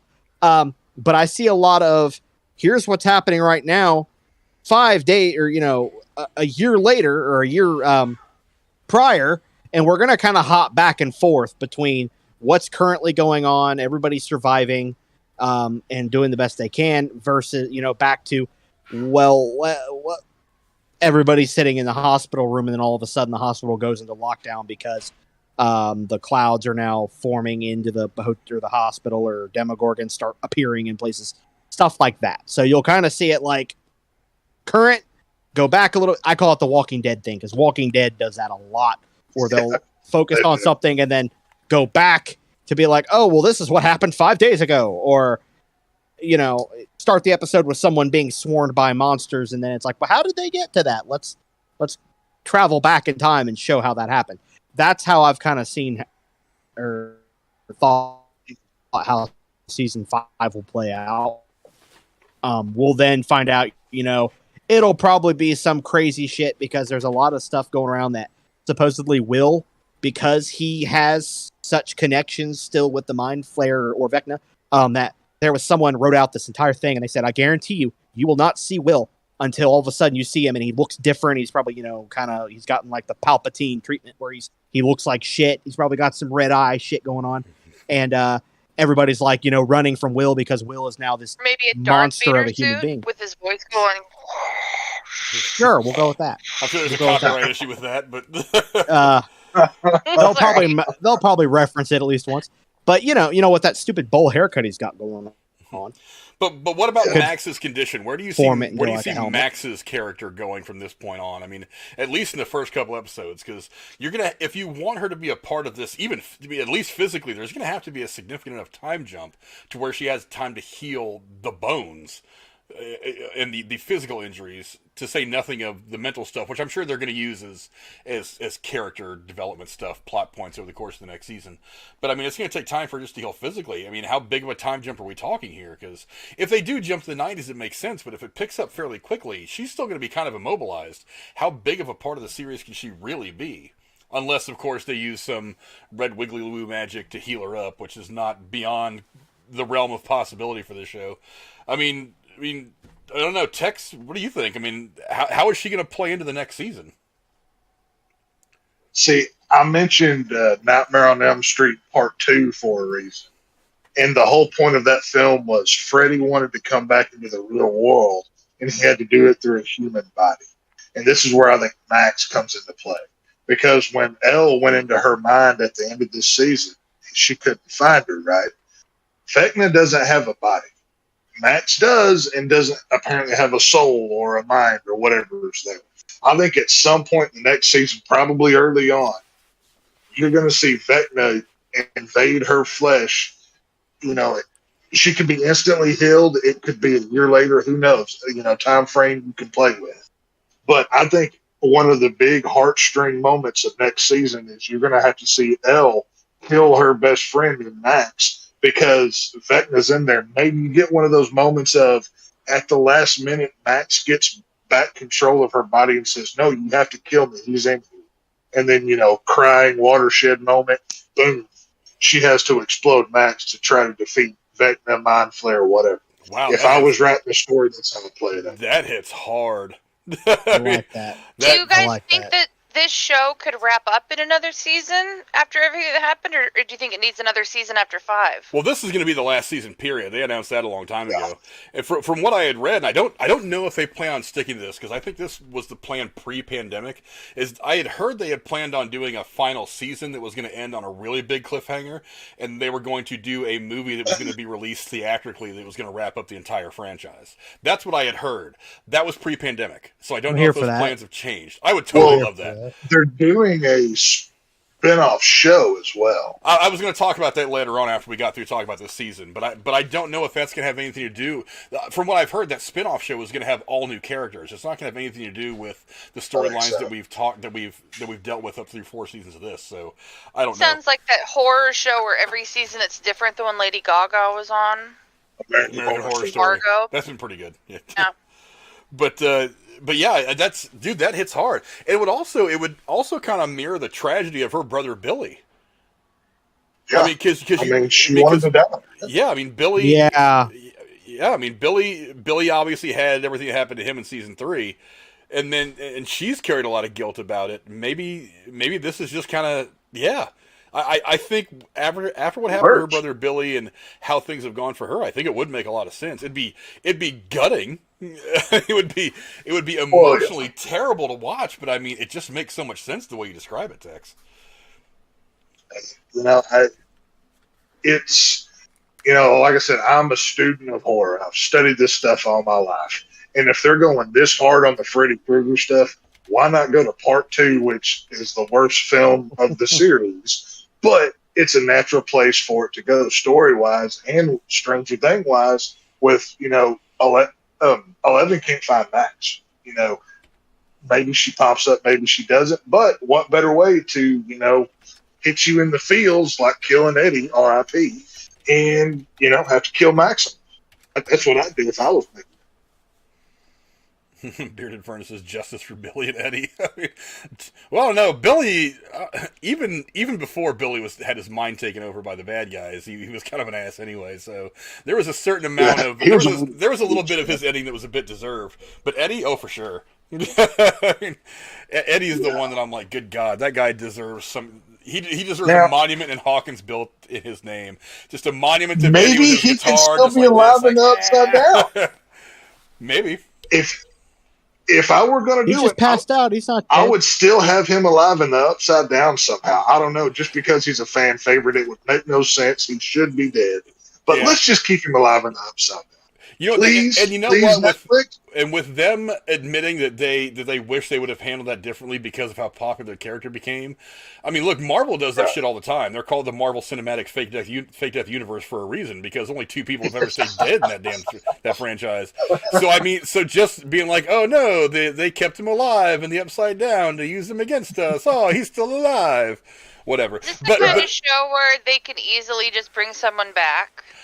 You know what? All it takes is a line of dialogue. One line of dialogue, as you say? Yeah, that's all it takes. Is one line of dialogue to explain it. See a body. Yeah, it's one. True. Now, that line of dialogue may not satisfy anybody, but it's just one line of dialogue away from everybody being alive again. I mean, you're one line of dialogue away from finding Billy somewhere and explaining it away. Right. It might be absolute bullshit. It might piss everyone off, but it's just one line of dialogue to explain it all. But, moving on real quick, another question we're left with is Sullivan. Where is Sullivan? The last time we see him, Papa has just gotten shot and killed by the helicopter. Elle used her force powers to bring down the helicopter and bounces out in the insane, crazy pizza delivery van that I really, really want one of now. And that's the last place. That we see Sullivan. We're obviously not done with this guy yet. He's going to come back into the fray because he really, really wants to get Elle. He is 100% certain that Elle is responsible for this. For everything that has happened, everything that could happen, everything it's whatever, and he really, really wants to get his hand on her. And two, I mean, look, it's the government has had their hands all over this shit from episode 1, season 1. So why wouldn't he be the guy to continue that governmental involvement? I mean, Brooding Gamer, what do you think about Sullivan? Where is he right now, and how soon do you think we're going to see him in season 5?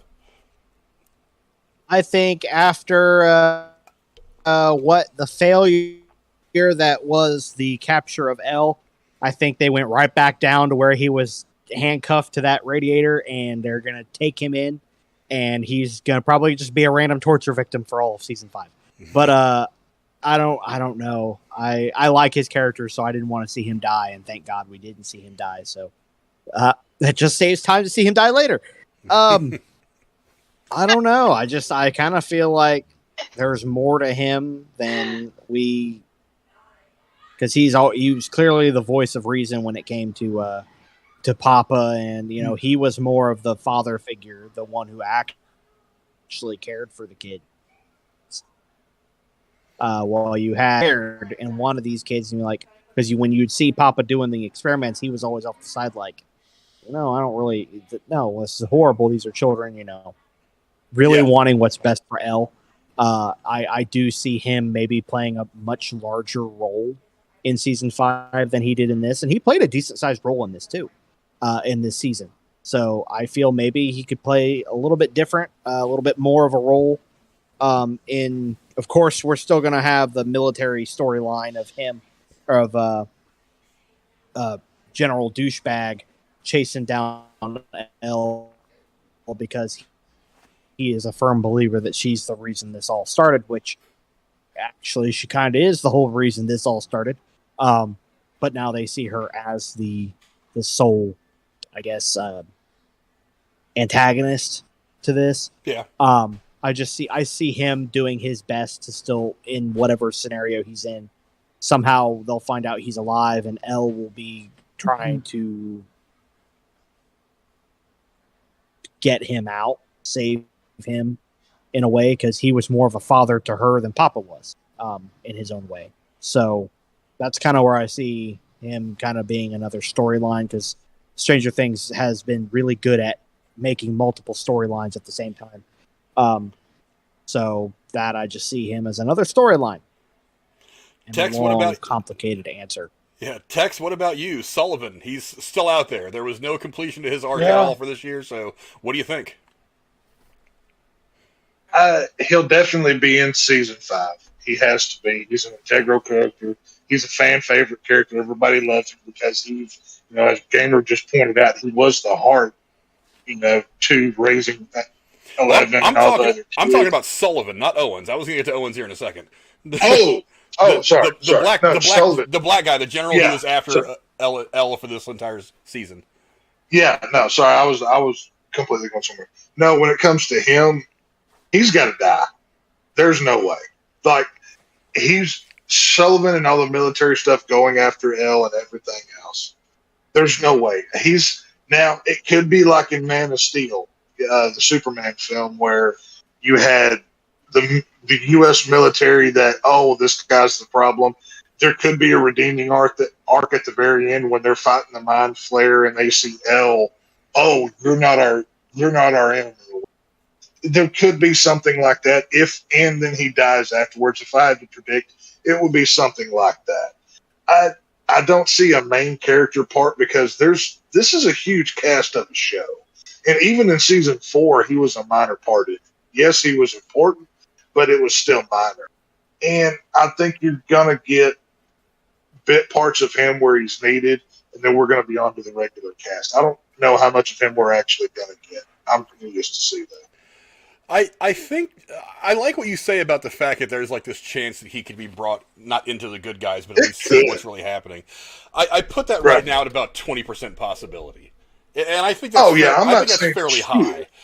But I do think that he's a pragmatist in a way more than anybody else in the show, and that he's looking at this from a very cold, unemotional point of view, saying, this girl seems to be around all this crazy shit. She's got to be the problem, which is just looking at it from the outsider's point of view. It's perfectly logical.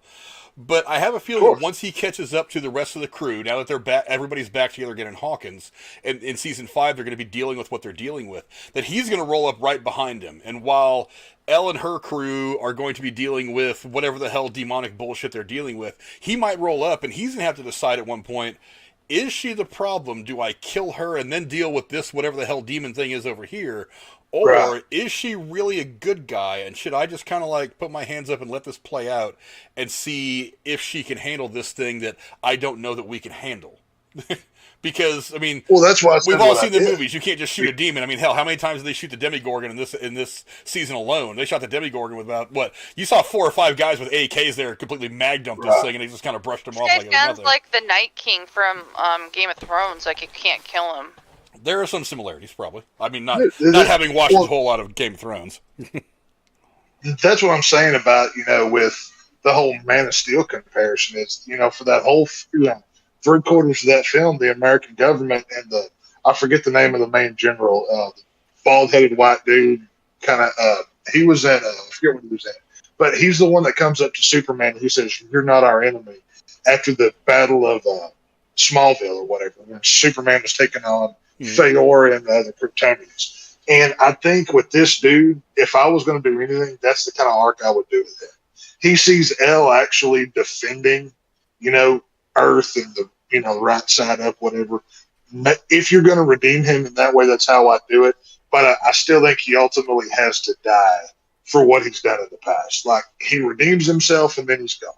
Something similar of that arc. I think there's a lot of people that are going to die in season 5 because this cast is too big not to have a humongous kill count. Well, again, that's going to depend on if they go forward with that plan, which I don't know that they're going to do now because I think the pandemic kind of screwed all that up. But if they do go forward with the plan of ending on a cliffhanger and then going on to film a movie, which I would imagine we're going to hear news of that at some point in the next 6 months, whether they're going to do that or not. Oh, for sure, yeah. Because somebody pointed out in the chat earlier that season 5 is supposed to drop in 2024 at some point. We don't know exactly when. So if you're going to start making plans to make a movie shortly after you finish up season 5, you got to get into pre-production here in the next 6 or 8 months.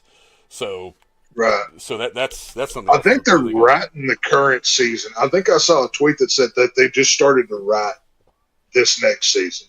Now I don't know how far along in writing they are, but if you just start, there's going to be a lot. I would love to be in that writer's room. Do you think there's a chance they'll write season 5 and not feel like they're complete with the allotted amount of episodes they're allowed, and that will determine if they do a movie? Possibly. Honestly, I think what it would depend on more than anything else is Netflix's financial situation, because it's not going well for Netflix right now, which is one of the reasons why they're raising prices and pissing people off. It's not just that. It's not just that. It's like Netflix's original movie stuff. It doesn't really make them money.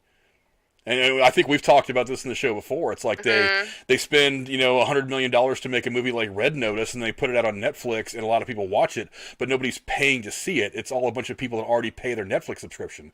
So you just spent $120 million on a movie. Well, maybe I don't know. Again, it's all going to depend on for Stranger Things, and that's their first theatric debut. Now, if I were them, I would make a movie and put it out theatrically. They'd make $1 bajillion. This whole thing. This season alone proves that this franchise is still extremely viable.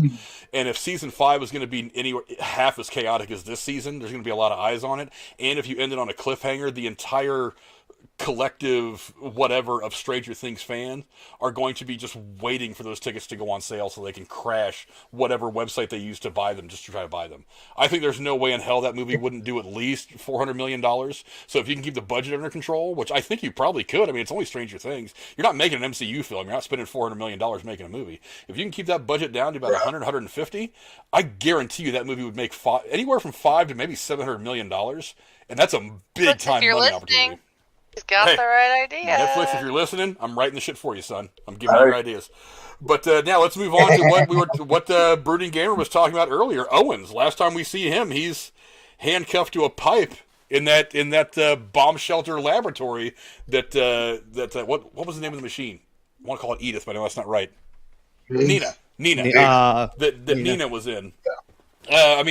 He's going to have to play a role at some point. I have a feeling that him and Eleven are going to get together again at some point in the same scene, and they're going to have some dialogue together. I mean, where do you think we're going to see him pop up again in season 5, Tex? Obviously, there's going to be a rescue type mission of some sort. You can't have an 80s movie like this without some sort of, go rescue the good guy kind of scene. So the kids are going to get together, come up with probably a 2-episode arc of going to save them. And, it's like I was saying a minute ago before my brain took a crap on me. He was kind of the true father to Elle. He was the comforter in the relationship there. I want to say that he has a good ending because he's deserved it. He put Elle into hiding. He took care of the whole incident at the state and all of this. He has truly been there. He wasn't call me Papa. He never forced him. So I think he actually truly cares. My gut's telling me he probably dies because once again, tearjerker heart, big final season, assuming that it is final season, and whatever it is. But I don't know. I hope for a good ending, but I don't think it's going to be for him. I don't think he makes it to the final episode. And see, I got my characters mixed up when I was talking about Sullivan. Yeah, that's what confused me because that's what I was going off on. Yeah, like and then him, and I'm like, oh wait a minute, hold on, who's who again? Right, yeah. Huge. I had to come out here and film. I was getting eaten up outside. Well, that's what happens. That's what happens during the summer here in the States. So, getting eaten by things I didn't even know existed. Dema mosquitoes. Mosquito Gorgons. Yeah, I take everything I said before about Sullivan and just place it right here where I was gonna be, because that's where my brain goes for all of this.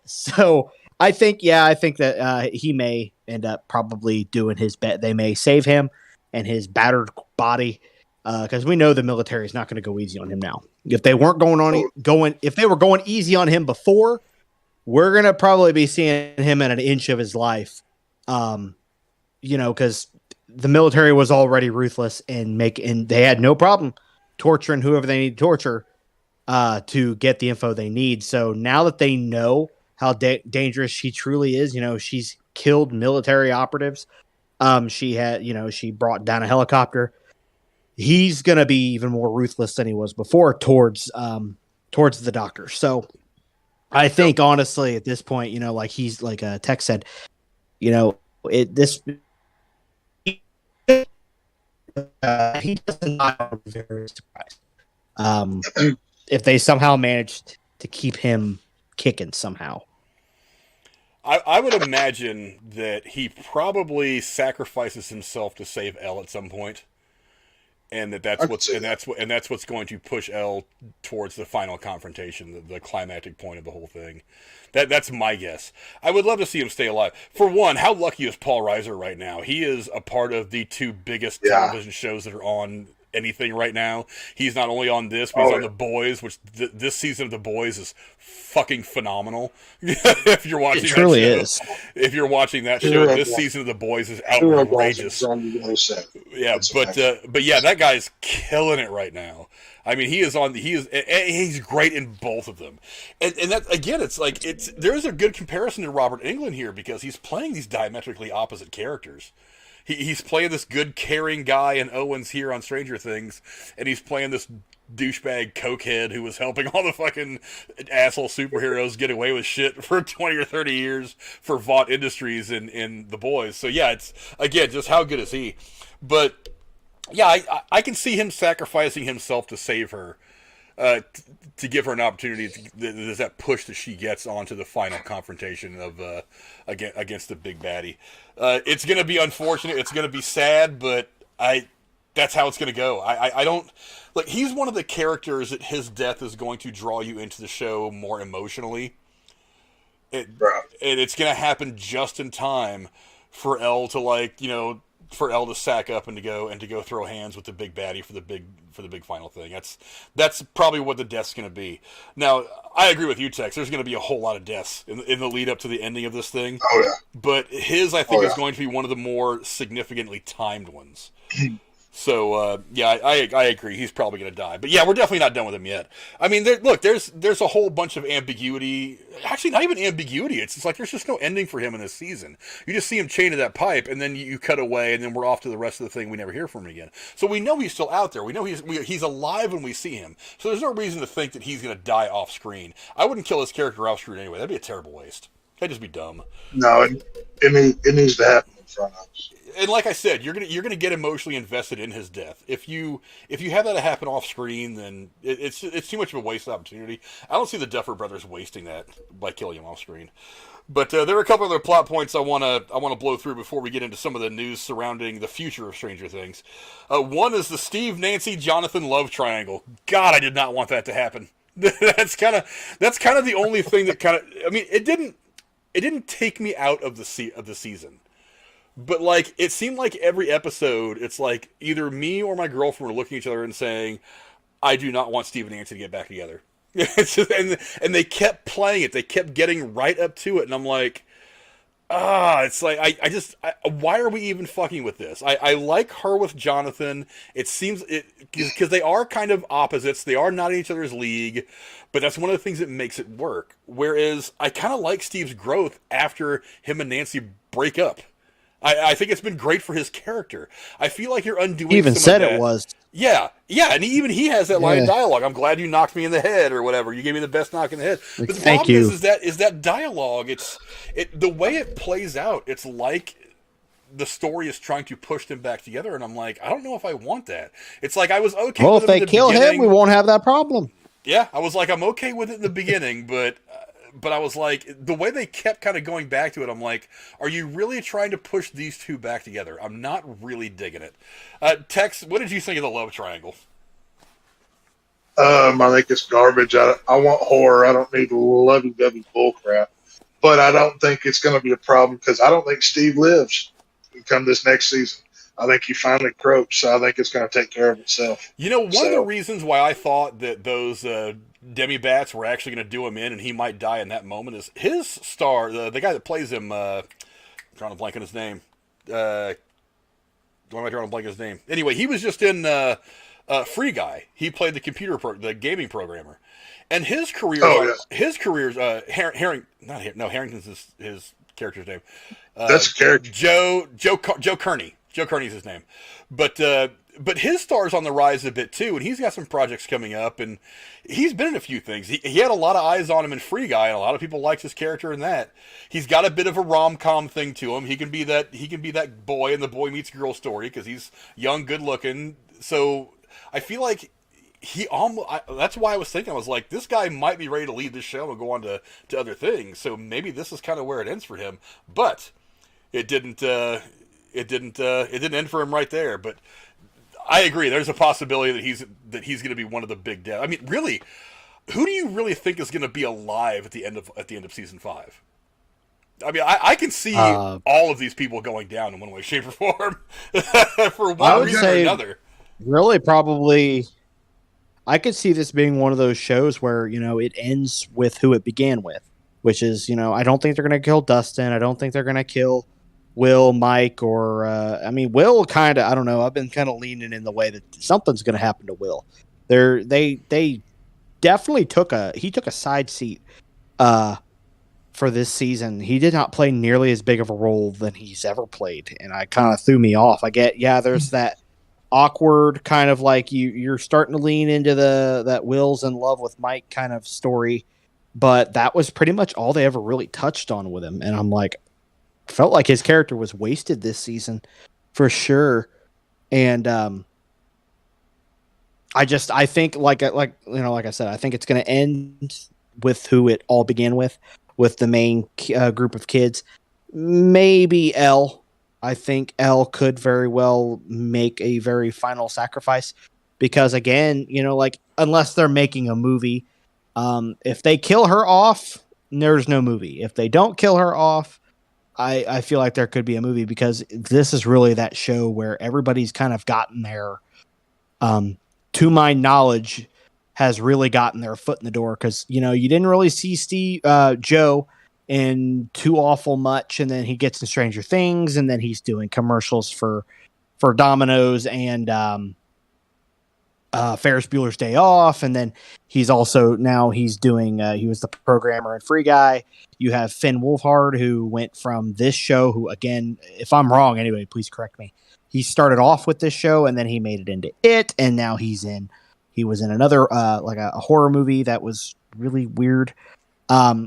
You have 11 who, Millie Bobby Brown, who started with this, and then now all of a sudden is in Godzilla, and she's sure there's other movies that she's going to be there. She's like there's still a lot of whispers that she might find her way into the MCU in some way, shape, or form. I've read the other day that there's a lot of fan casting people out there that have her playing something like Rogue.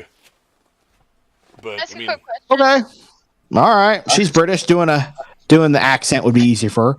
I really feel like that, sooner or later, they're going to have to start putting these characters or these actors, they're going to want to start doing bigger things. They're going to want to, definitely with Joe, everybody's just going to have their own shit to do. They can't be living in Hawkins their whole life, Yeah, so. no doubt. Cora, what were you going to say? So, I haven't watched the show, so I don't know this, so it may sound stupid, but had they already played the time travel game where somebody somehow undoes everything or fixes something, and could they do that in season 5? I really That'll hope probably they be don't. Elle's superpower. I really hope they don't. I hope not. That'll be the time power travel. that nobody knew she had.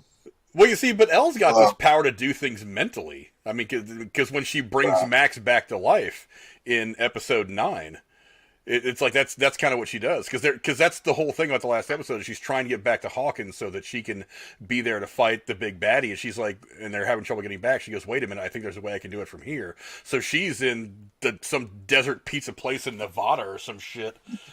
And she's in their homemade sensory deprivation tank in a freezer with a bunch of salt water, and that's where she fights the main bad guy is from that. So basically, like mental telepathy, some fucking MK Ultra shit and mind assassinations is kind of what she does. So thank God we're not going to do the time travel thing because I hate time travel in Not movies. that you know of yet. That I know of yet. Yeah. I think 5 main characters are going to die. I think it's Owen. I think it's Max. I think Steve. I think Will. I do think Will goes down because let's not forget that tie back to season 1. And I think 11 is the final death or sacrifice to finally shut these gates to the Upside Down.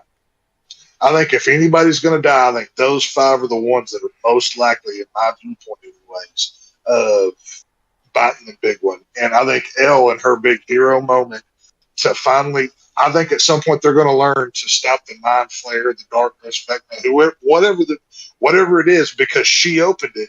She has to be the one to close it. She pays the ultimate price.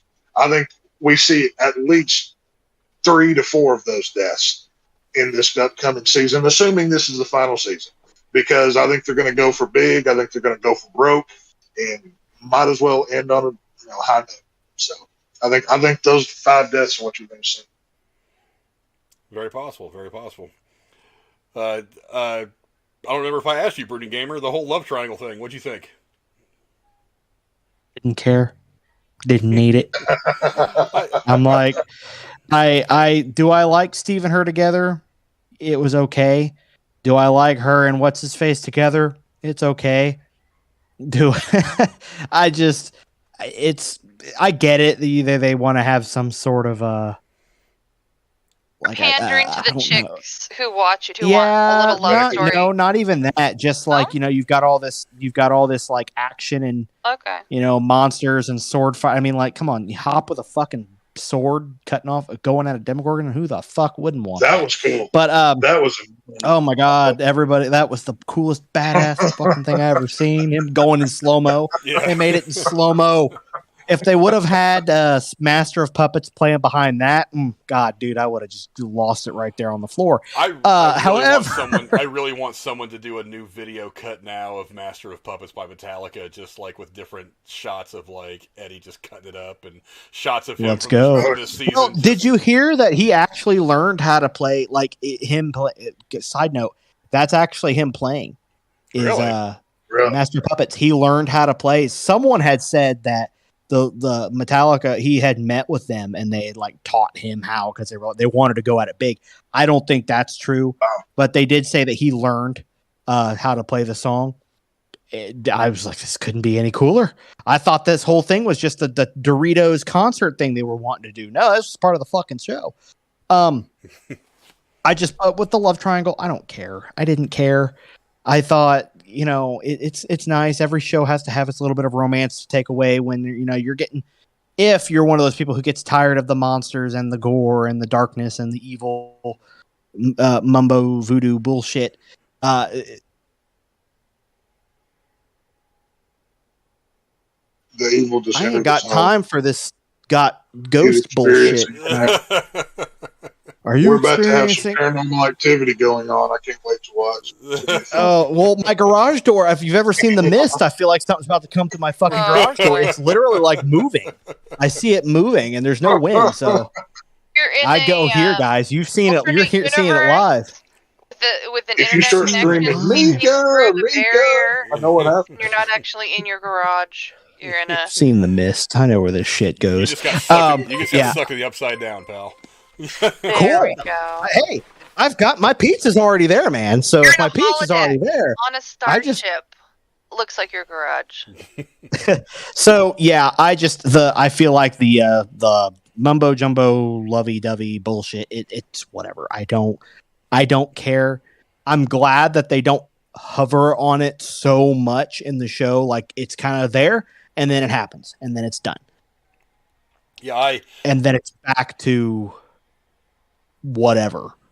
Yeah, I understand why, because let's face it, the primary demographic of the show is not guys with graying beards like me and Tex. The primary demographic of the show are the 14 to 21 crowd, so having that relationship stuff in there is what they respond to, so whatever. I strictly speaking from a character perspective, a story perspective, I don't want Steve and Nancy back together. It doesn't work for me. I think they've been better characters apart. If you try to put them back together again, it's just not gonna work for me. Maybe Nancy and him will both die holding hands like they do in Harry Potter. We'll just say that's how it's gonna go. It's entirely or possible. Jamie and Cersei in Game of Thrones with the world crashing in. We don't talk about that bullshit. That was some incestual. It really was bullshit, right wasn't it? Now there's one of the things. First off, real quick before I go any further, there have been a couple of subscribers that have joined up tonight. I want to thank Don't Die on Me for subscribing. He's actually available to speak in the chat now. There is an hour delay if you're a new subscriber. And No Two-Face just subscribed as well a few minutes ago. Thank you guys very much. I hope you guys like what you see and you come back for more. Don't forget, we're also going to be here a week from today breaking down Thor: Love and Thunder, so I hope you guys come back and hang out for that as well. But the one thing that can't be ignored, and God, look, not a homophobic bone in my body. This whole Will is gay thing that they hinted at, I was like, really? Look, I Is this some SJW plot bullshit to make some people happy. Well, you know, look, I had a back and forth with somebody on Facebook about this. I don't even know why I got into the argument, but I was like, whatever, I'm here. I'm sitting in the toilet and I'm bored, so I'm going to go ahead and have this argument with someone on Facebook. Right? So, I just say, sometimes your honesty about life is really fucking fantastic. I'm on Facebook for two reasons. One, it gives me something to do when I'm sitting in the toilet, and two is to send out links to this show. That's it. That's the only reason I'm really on Facebook anymore. Okay. I like pictures of my family. I have family in Mississippi and California that I get to look at their pictures, so I get to watch my family as they continue on down their journey of life from thousands of miles away. That's good. They know you only check their status when you're on the toilet? They do if they watch the show. But yeah, I mean, Or he liked my picture. He must be pooping. Yeah, he's like, oh, Frank's taking a shit. But yeah, I mean, they were saying, oh, the hints have been there all along, and I'm like, no, they really haven't. Will's just been a messed up kid. Turn your camera so we can see it, Alan. Look, Sorry, he's good stuff. The first person to be supremely fucked up by all of this was Will. So really, from episode 1, this kid has been fucked up in the head. Not through any fault of his own, but because he was dead for a good part of season 1. In the parts that he wasn't, and then he eventually got taken over again by whatever demon from season 2 or 3. I don't even remember how the hell it all happened now. I mean, this kid has been through the ringers in almost every way. So I imagine this kid's a little fucked up. But somebody was just like, well, but there's these two things that happened over the course of the last 4 seasons that totally pointed out. I'm like, you're trying to talk about 2 pieces of dialogue from 4 years worth of episodes. One is that when he was getting dragged into something, he screamed for Will's name. Look, he's always been a little closer to Will than he has been the rest of his friends. I mean, that they established that from episode 1. I don't think it was a relationship. This must be like a Rosebud moment or something. Whatever it was, I'm just like, here's my problem. Well, I mean, Richie was gay in it, and last time I checked, I didn't have to. I'll talk about that. I'll talk about that here in just a second. Because here's my problem with all this shit is, I don't like it being forced into a place where it hasn't been a part of the character's development. And you bring up it, and that's an interesting reason why I hate forcing this shit in there, because and I know that I think all of us except for maybe Cora has seen it chapter 1 and 2. It's like in chapter 1, it doesn't allude to Richie being gay at all. There's just nothing in there about it. And in chapter 2, they allude to it a little bit, and they have a little bit of dialogue where Pennywise is kind of like screwing with his head, but they never really explore it the rest of the movie. So I'm like, well, you introduced it in there simply to say, hey, everybody, look, we have a gay character, so all you SJW people can like the movie now. And then you don't really explore it you don't build on it, you don't make it a part of the character. Why would you do it? There was no other reason to do it other than to say, hey, all you progressives, like our movie. That to me ruins it for me. And it's the same thing with Will. And let me say something right here. As somebody who supports LGBTQ and is a huge supporter of Pride, it's almost like a slap in the face. But that's the thing. You're doing this as a token for you, but it's not sincere. We're just doing it to pat you on the head. Yeah, I don't mind. It's rude almost. I don't mind making the character gay, but don't just dump it on us in the middle of season 4. I mean, you had 3 years of television. Really, actually, almost 8 when you consider that it's like 2 years between seasons. You've had all this time to try to work this into this character, and you're just now putting it in there. There's no other reason to do it other than to either A, be a social justice warrior, or to pander to the crowd that is. It's like, you know what? They had to do it in Buzz Lightyear. They got to do it in everything. Not every character. It really is. Yeah, not every show has to have a gay character. And look, this was the '80s when a lot of people didn't even really know what gay was. I mean, so it's and totally. If you were gay, you didn't talk about it. Yeah, it's totally time accurate for people to not be so out about being homosexual. Look, I don't mind his character being gay. I mind the way that it's been introduced. It hasn't been a part of the character to this point. Well, I mean, no, they didn't. But it is because obviously, like when they're in the car and they're going to get Elle, that conversation that he has with Mike in the back, it's obvious that he's in love with Mike. I wish they would have just come right out and said it this season and gotten over with, because I'm so tired of them alluding to it already. Just come out with it and say, "Hey, Mike, can I touch your dick?" I seriously, I don't understand.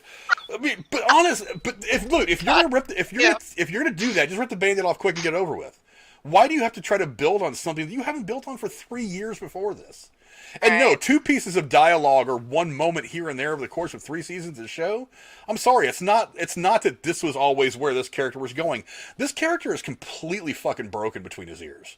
I mean, he's been dead for most of season 1. He had his body taken over by Mind Flayer in season 2 or 3. I mean, this kid has been through hell and gone, literally, like twice. He's the one character that doesn't have enough background material that this is plausible with, is what you're saying.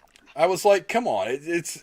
He's seen more shit than Saving Private Ryan, and yet he's still got that fucking stupid-ass bull cut. What is that? Did you see that meme on Facebook? The one where it's him talking to Will, and it says, "What's Will see?" or "What's Mike see?" and it's a thumb with like a little bowl. With a bowl cut. Like I don't know. There's been loud explosion going on for the past 10 minutes. Well, we're still close to the 4th of July was just a few days ago. There's probably a lot of residual fireworks. But yeah, I mean, and like Cora, I support the LGBT community by and large. But when it comes to the entertainment stuff, you just can't. I mean, when you force this shit in there, it makes it. I kind of like go, really?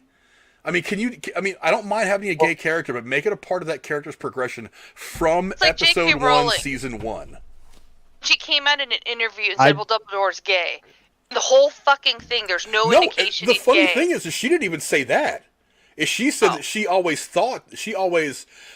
wrote it in her head like Dumbledore and Grindelwald were in a gay relationship. So she didn't even say they were gay. She said that she had always wrote it in her head like that. She had always imagined it in her head. It was taken out of context. And so I mean, when I was watching The Secrets of Dumbledore, and he says, "Oh, how'd that play out?" He was like, I did it because I loved you. And I'm like, oh, all right. Hey, guys, Dumbledore's gay now. And he is now because she said it, and everybody wants it to be true. But that's absolutely not what she said. Which is 100% fine. It's just stupid. I'm not. Also, not forget, what's the name of her real name is Maya Hawk, but she's the girl that works with Steve. Robin. Yeah, Robin. Last year she had the whole lesbian arc. And nobody had a problem with it because of the way they played. Yeah, and you established that early on in her character growth. Right. Because Steve's hitting on her, he's crushing on her. Then they're in the bathroom. He's like, "Well, I like you." And she's like, "Oh, I like girls or whatever." And it played off completely fine. It wasn't an issue. But with Will, it's like y'all are saying. It's just you're just checking a box so we can get this on TV and everybody will clap for us. It's almost just like they're trying to qualify for like a tax deduction or something. Well, we gotta have a gay. Well, they have to have the token gay characters. All it is. Exactly. But the thing is 2 things. Number 1 is they established that from her almost from the get-go. Right. Or maybe not from the get-go of season 3, but before season 3's over, they established that. So it's something that's established when she's introduced to the franchise. The other thing is this season, with the exception of the first couple episodes where she's visibly crushing on the band girl, and the last episode or so when that girl comes back into the picture, it's just not part of the story. Right. It really isn't. I mean, there's a couple of people, they make these jokes saying things like, "Oh, maybe Robin and Steve should get together, blah, blah, blah." And Steve's like, "Oh, no, we're just friends. It's not like that." So, I mean, it's used as a little bit of fodder as dialogue, but it's just not part of the story. But, I mean, I don't know. They're going to make Will gay. I have to say that I do like Robin's, because hers is, I don't know. I like with Will, I do feel like everything is being kind of shoved down your throats just to be like, hey, can you to get that audience to not be mad or be angry or whatever. And then you get to Robin, and for some reason with me, I'm more invested in her love life because I just find that, which I'm not really invested in it, but it's just whenever they're talking about that, it's kind of just I think I have to fall in love with the way that her and Steve get along, the whole drive where he's like, who pauses Fast Times at what was the time? I don't remember, because boobies. Robin, she likes boobies. I like boobies. You like boobies. She likes boobies. Booby. I didn't know I was going to enjoy that word so much, but just the banter between the two of them, I love that, because you see another side of Steve. You've already seen. People have started calling him Daddy Steve again. I don't know where that started, but he's always this kind of big brother / father figure to all these kids. And then, it's like why am I always the babysitter? someone steps on his kid's toes, and he's like, all right, now look, pulls out the spiked bat. But then you get the way, you get this guy who's for a while, he was so full of himself that now he starts, he's got Robin. He really cares for Robin. He liked Robin till he found out Robin was not batting for his team. So and you start seeing him kind of become like this, like the wingman, literally, to Robin trying to hook up with this, other girl who you find out she's got a boyfriend. But at the same time, you kind of see how there's like this like unspoken Guardians of the Galaxy, like, oh, there's this unspoken thing. But like, yeah, you get this like, I don't know. I'm more invested in that than I am with Will and Mike, because the one thing about when it comes to Mike is I just find absolutely hilarious how it's so serious coming from Will and how he's explaining all this, and he's really coming from the heart. And then you just get Mike who's like, that's really cool, bro. And just completely phases away from it. Like, does not care. But like, wow. The one thing about this whole subplot of Will being gay that I actually really did like is there hasn't been a whole lot of brotherly connection between him and what's his brother's name? Jonathan. They're brothers. They're blood brothers in the show. They're blood brothers, but there hasn't really been a whole lot of connection between them. When he's having not till the last episode, not really much through the entire series, but this season, there's a couple of shots that happened that I actually kind of liked about their relationship growth as brothers. Is when Mike and Will are having that conversation in the back of the badass pizza van, that he kind of hears them talking. He looks in the mirror, and it's like he knows. It's like even if Will hasn't, even if Will hasn't straight up told him yet, it's like he knows and he's understanding. And I get that. That's cool. The other thing is when they're making that little makeshift sensory deprivation tank, and they're mixing all the salt, and Will looks out there and sees Mike and Elle and whoever else out there goofing around eating pizza while they're getting everything ready. It's like he looks at him. Jonathan looks at him and says, again, without calling him out, without putting him on the spot, he says, "Hey, I just, whatever. I'm here for you. I just want you to know that." Kind of like softening the ground for him, saying, "Hey, when you're ready, I'm ready to hear you say the words." And I actually really dig that, because that's great growth in their relationship, and a relationship that hasn't been very brotherly. Because like in the first season, obviously there's like some tension there because there's broken home, dad's left, and so on and so on. And there hasn't really been any growth of their relationship as brothers throughout most of the series. But this time there actually is a little bit, and I actually kind of like it, because even though they're brothers, they've never really been on the same page. They've never even really been part of the same team, it seems, over various parts of the series. What were you about to say, Brooding Gamer? I like that the way you're talking about how there's not really been much of a brotherly connection, but he even addresses that himself when he's standing there talking to him. He's kind of like, what happened? You used to go to me, you used to come to me, and now you don't. Like stuff like that, which would be a believable situation for an older brother who, he's got a lot going on now. He's got his job, he's got his girlfriend, he's got all these things that an older sibling would be dealing with, minus the multiple universes and the Russians and the boogeyman and the monsters. But, things that a big brother would be dealing with in life. And also dealing with this stress of a scholarship for college and all these things. So when you kind of start to lean into this, like, hey, I'm sorry I haven't been there. I wish you'd come and talk to me more. I really enjoyed it wasn't very long of a scene, but it still had a good impact, when they had their, everybody's having their fun as Argyle's shoving pizza down their throats, which is pineapple does not belong on pizza. Don't care who you are. I agree. Leave it in the pineapple and move on. But while they're having their play moment and everything, and they're having where they are able to act their age for once, at least through this entire situation, that's something else I really like when you have these kids going through these stressful moments of having to fight creatures from an alternate universe and all this jazz, running from the military, running from a monster, all these things. And then you have moments where they're able to actually act their age. And I love stuff like that. It's a nice little thing that kind of reminds you these are still kids. in a Hollywood standpoint at this. But they're still kids, and then you kind of can hover back over to the relationship with Will and his brother Jonathan, where it's just nice to have that like reminder. It's like, some of us may have that question, like, what the hell's going on with those two? We haven't really had, you haven't really been acting like much of a big brother, and then he addresses it. That I think it's a smart move, even though it's a very short scene. It was still a good scene. It was played out very well, in my opinion. It wasn't long enough. I still think could have had more to it, but yeah. See, I don't know. When it comes to Jonathan, I would put him as the most useless character of the entire show. He's never really done anything, especially this season. He's always one in the group that, oh no, we're in danger from fill in the blank. He could have died in season 1. He would not be missed. His whole arc this season is, oh, I smoke weed now. That's pretty much it.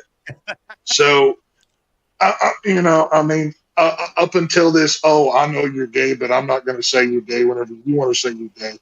Just come let me know, and then, I'll be over here getting high with my pizza delivery thing. So that's pretty much Will, or not Will, but Jonathan. He brings nothing to the table. I especially this season specifically, I don't think he carried the same value that he's had at other spots in the series. Right. And as far as him and Nancy go, no dude that looks like that would ever get a girl that looks like Nancy. I'm sorry. This is in real life. That doesn't happen, folks. I'm sorry. Every guy hooks up way out of his league at least once in his life. Well, Ted, that's not true. Every day, tens of thousands of American men hook up with women like that on online dating sites. Never have video chats or phone calls and send them all their money. See, it's called catfishing. Outside of an OnlyFans or we're dating online situation, that doesn't happen. And Nancy's not even. She's hot, but she's not like, oh my god. She's 80s hot. Yeah, she's. Honestly, she looks like she needs a sandwich. Somebody feed that poor girl. Her cheekbones are sticking out of her face. You want to throw a cheeseburger in her and have it stick to her hips? I would feed her chicken fried steaks until she, got a little girth going. Until she put a little booty on. Put a little booty on, Nance. Right. Yeah. But Demogorgon's not going to eat you if you're just nothing but sticks, though. I know, so right? Think about it. Aliens will eat you if your body fat is over a certain percentage. Hey, give you a heads up. I've hit the 10% mark. So I'm gonna hit. We're gonna move on to kind of get closer to the close at this point. I do want to go over a couple of quick stories real quick. Netflix, has become the second title ever to cross 1 billion hours viewed. On Netflix. Yeah. Stranger Things Season 4 is now Netflix's second title ever to rack up over 1 billion hours viewed. The milestone comes after the July 1st debut of the season's second volume, consisting of 2 episodes that run for approximately 4 hours. The new episodes brought Season 4 up to 1.15 billion hours viewed in total since Volume 1 premiered on May 27th. Any Brooding Gamer, any quick thoughts on that? Congratulations, and it doesn't at all surprise me. This is a show that that took the entire world by storm. When it first came out, I thought honestly it was a Stephen King story. I did too, because by the way. It starts off exactly like one, and it plays out exactly like one. So you never know if Stephen King took from them or they took from Stephen. It's hard telling. They absolutely have said that they were inspired by Stephen King style stories to make this. Yeah. So yeah. But it's just like when I remember watching the first episode going, I have no idea what the hell this is, nor do I think I can get into it. And literally 10 minutes after thinking that, I was like, okay, I want more. And, it just, the way it took off, it's interesting. It's a really cool concept. It's crazy, but it somehow manages to work. And I've never once in the entire series, just in my opinion, had moments where I'm like, that wouldn't work that way, or how could that work that way? Every single thing they do has always been like, okay, I'm here for that, whatever. Minus a couple character development issues. But apart from that, everything has drawn me in, and I can totally see how it's racked up 1 billion plus views and taken off. I mean, I think it was kind of outshined by Umbrella Academy for a short time. I don't know if that's still happening. Umbrella Academy, yeah. That's actually one of the other ones. Actually, I think Netflix top 5 viewed shows over the last year, or individual episodes or something like that, are either Stranger Things or Umbrella Academy. Like all the top 5 are those 2 shows. But I still haven't even gotten an Umbrella Academy. I haven't watched it at all. For some reason, the marketing just hasn't got to me. But real quick, Tex, what do you think? A billion watch hours? I'm not surprised. They've got plenty out of me, and they'll get plenty more when season 5 comes out. So I've watched season 4 twice already. So however many hours that is, I've done my contributing. Yeah, no doubt. You're welcome. But so all of you watching, Stranger Things for a billion hours, hit the link, hit the like, hit the subscribe button. I could use some of this. I just want 1% of those billion hours. But also, moving on from that is Stranger Things spin-off and stage play are next up for the Duffer Brothers at Netflix. The World of the Upside Down apparently is not ending at Netflix. Stranger Things creators Matt and Ross Duffer have unveiled plans for a spin-off series of their blockbuster hit for the streamer. The project details of which are being kept under wraps, but one of the 5 projects the siblings have unveiled as part of their 9-figure overall deal with Netflix. Boy, that's a lot of money.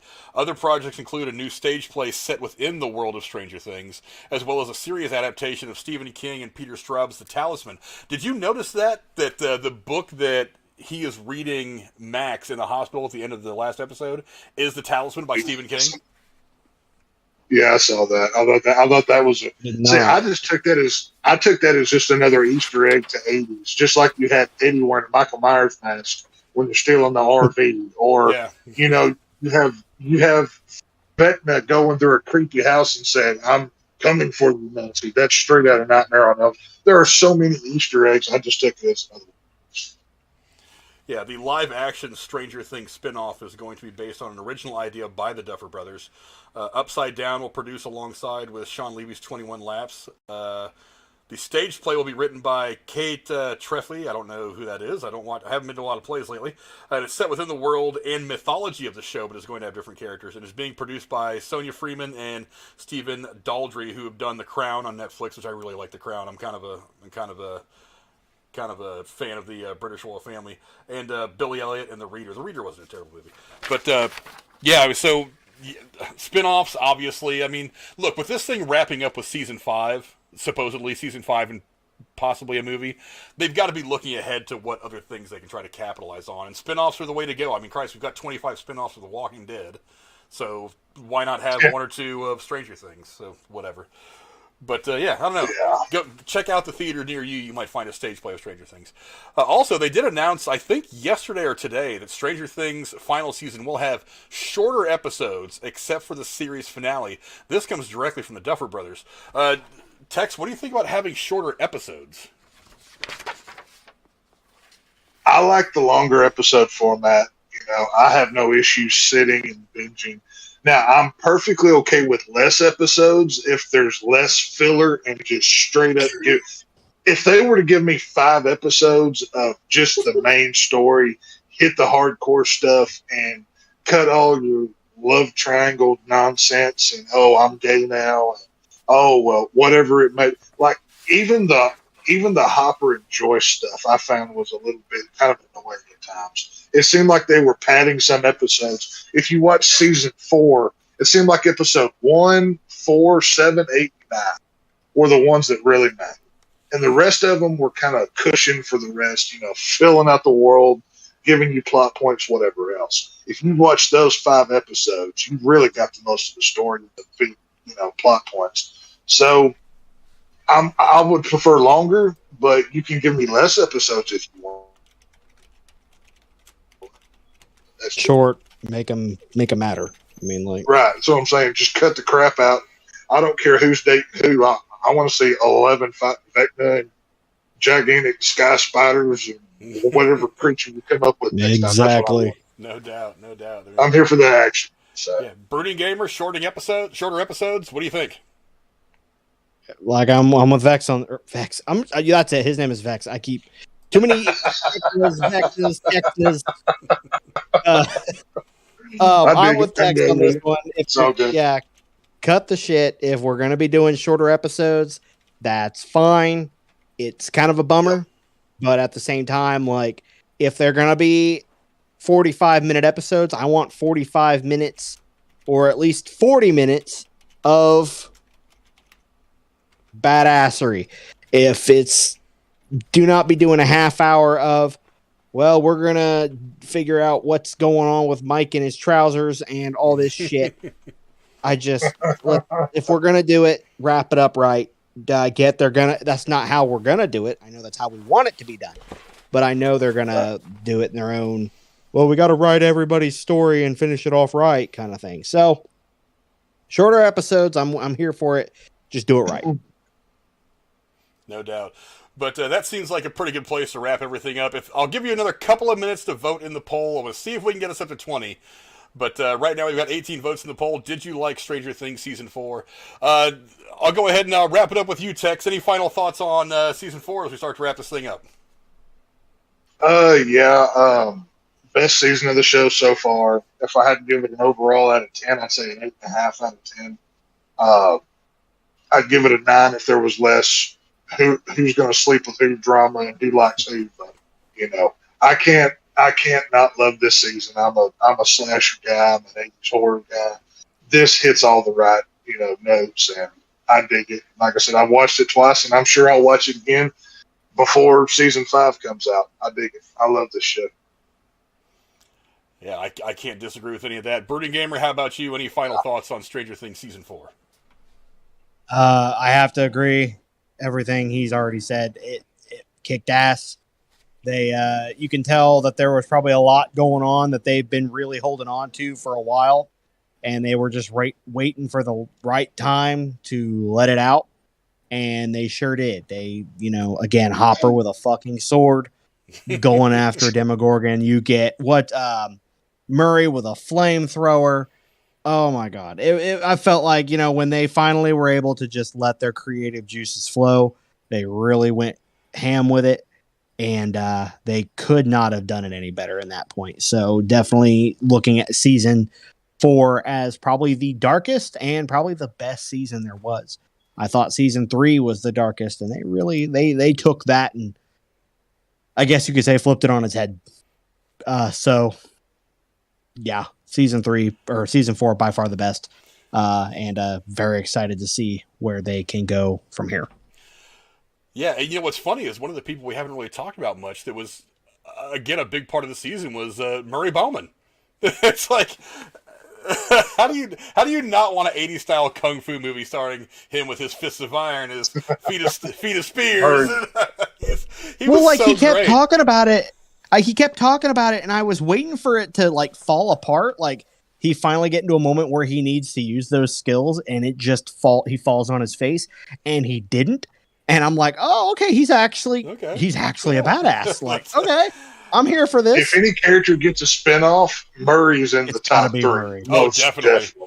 I would love to see him do something like a Tex. Did you watch the X-Files back when it was on back in the day? Oh yeah, of course. Do you remember the Smoking Gun spinoff they had of that movie that didn't last very long, but it was a very comedic kind of take on that show. It had the 3 weird guys that used to pop into the X-Files every now and again. They had a comedic series called The Smoking Guns that came out that was a spinoff with those characters. I would love to see a spinoff. Yeah. Dude, give me one season, give me about 5 or 6 episodes of him off on his own weird conspiracy theorist kind of funny adventure. Let him be goofy. Let him be kind of like Mr. Bean, where he stumbles into the solutions of some spy shit. I would go for that in a heartbeat. I would not take it seriously, but I would not want to. I just want to see him do Murray what things. Yeah, Murray things. Yeah. Doing Murray things. Yeah, Murray. But yeah, I mean, I echo everything you guys say. I mean, it's one of the things about these shows is they get better towards the end because they have to start throwing everything at you. And obviously and obviously we're on the back 9 for this show. The end is coming. Certainly this next season's going to be it, and I'm really, really excited about where they go next with this. Not just with this show, but what the Duffer Brothers do after this. I mean, because there's going to be more Stranger Things stuff in that universe. But I mean, these guys have shown me that they know how to put this stuff together. And one of the great things about the show to me is it's got the horror element. It's got like the monsters and the body counts and things like that. It's got that coming of age thing, and I'm a sucker for those movies. Things like that, Fast Times at Ridgemont High, Stand By Me. I love coming of age stories. And it's got that bit of nostalgia for a decade that everybody wants to go back to for some reason. It's like, even people who were born in like 1995 are like, God, I'd love to go back to the 80s and just kind of experience that for a while. Yeah, it's like that. For some reason, that decade is it's so watchable when you try to do it on film or television. But I don't know. I'm just ready. I mean, again, one of the bad things about this show is you got to wait like 2 years between seasons, and it's on Netflix. So you drop it all at once. You binge watch it all in a day, and you've got to wait 2 years to get your next taste of this. So hopefully next time for season 5, Netflix will get smart and they'll release it maybe 2 episodes a week to kind of let it build. Because I really do think that one of the reasons why Volume 2 popped the way it did was because they released it all, everybody watched it, and they built anticipation for how things were going to end in episodes 8 and 9. And I hope they take that lesson and that they implement that and say, okay, we're going to go ahead and release them in little blocks, maybe 2 episodes at a time, maybe 3 a week, or maybe at least like 7 to 10 days. Stretch it out to like a 3 episode block every 10 days. I guarantee you'll get a lot more out of it than that. But thanks to all of you who voted. 18 of you voted. I'm going to go ahead and close this poll out now before I forget to do it. That, I know Broden Gamer's probably down to about 3% by now. Let's see. 19 of you voted, and 79% of you said that you did like Stranger Things Season 4, while 21% of you said you did not. So 28% of you is wrong, and 78% of you obviously know what the hell you're talking about. But look, that's the great thing about movies and TV, though. It's a form of art like any other. It's subjective. What works for you may not work for me. What works for me may not work for you. But we all give it a chance because it's art, and we all want to expose ourselves to it. Thanks. Rolling through the chat real quick, hopefully before Brooding Gamer decides to just fall out on us. Dave did correct me earlier and say Kamchatka. That actually makes more sense. Let's see. Miss 80s Movies and Music. Thank you for coming and chiming in. I appreciate it. Says, I was ready for Papa to go. He fulfilled his purpose. Yeah, he did fulfill his purpose. That's ultimately the most important part of his death, is that his character did fulfill the purpose. Let's see. MK Kratos says Season 5 comes in 2024. Yeah. Let's see. Going through real quick to some of the ones that are specific to this. The Goon says Billy was the MVP of this entire show. For a couple of seasons, I think he was very, very important. But he's still a lingering character, especially to Max. So he's still very, very important. Bullsy coming in saying, wanted to say he wasn't a big fan of Season 4. Well, I get... Look, again, there are some things about it that didn't quite hit for me. But overall, I think it was really, really good. They embraced the darkness. I thought it was fantastic. Let's see. Bullseye said he kind of wanted to see more from Jonathan in Season 4. That's exactly what Tech said. He was kind of inconsequential through most of it. He said they made him into a pothead. Well, I mean, the pothead stuff I think was mostly for humor. I mean, because let's face it, it was. Everybody was smoking pot and doing coke in the 80s. He was reduced to it. He was reduced to the side joke guy of the pizza delivery dude that's a dude the whole time. Yeah. That was his entire role for Season 4. He did nothing. Yeah, it took a couple episodes for him to become even a little bit relevant. Let's see. Anybody? Beard Fern says justice for Billy and Eddie. Certainly for Eddie. I want to see more Eddie. I really hope they find a way to at least give me a flashback of Eddie at least. Come on, at least a flashback. Give Eddie a spinoff show. Damn it, that's what I want. I want an Eddie show. Let's see. Bearded Fan also says glad to be here, and Eddie had that badass guitar solo. Oh, that was so good. Again, I want to see somebody do a deep fake of like a whole new video for Master of Puppets for Metallica with just Eddie fucking cutting it up. I would totally be for that. Goon says Frankie watched The Boys. I absolutely watched The Boys, and honestly, if I had time, I would do like a show about that show specifically. I just do not have time. I mean, there's so many things I'd like to do videos on that I just can't find the time to do them. I mean, I'm still trying to figure out a way to get Cora and me together so we can finish doing all the Downton Abbey stuff. But let's see. Don't Die on Me, subscribe. Thank you very much. He said, yeah, I can finally talk now. Yeah, it's going to take a little bit of time. Got to deal with some trolls. He said, just got back from Thor Love and Thunder. Great movie. Glad to hear that you liked it. We'll be talking about that next weekend. Let's see. Season finale of Boys tomorrow, he says. Yes, that's the first thing I'm going to do when I wake up in the morning. Season 5 needs to wrap up Vecna and get to the main leader of the Upside Down. Enough underlings. I think that's going to happen. Maybe Vecna is the main leader, and maybe he's controlling. We're going to find out in Season 5. I think he is. Bearded Fern also says, "Give me a Gambit movie, dude." Honestly, I'm not going to bullshit you. Gambit has always been my favorite X-Men character, and they have never done him right. They've always done him dirty in the movies. But maybe one of these days. Hey, you know what? Now that Marvel's got it, maybe one of these days they'll figure it out. Let's see. What is the Ring of Thrones? Yes. See, just push Will out of the van like Jamie pushed Bran out on a castle. Yeah. Push him out of the van. Just get rid of him. The Goon also says Robin has depth to her character through her quirkiness. She is kind of that 80s goofy blonde. I mean, especially, I grew up in California in the 80s, so yeah, goofy blondes there was 30 of them everywhere you spit. Yeah. When they're going to talk to Victor Creel, I love how she was, wearing Nancy's clothes. She didn't know how to walk in the shoes. She hated the neck thing that was on the glove. Like, it was funny to see her interactions and how she did that. I think she brings a lot to this show, and I would love to see more of her in it because, she's one of the better characters.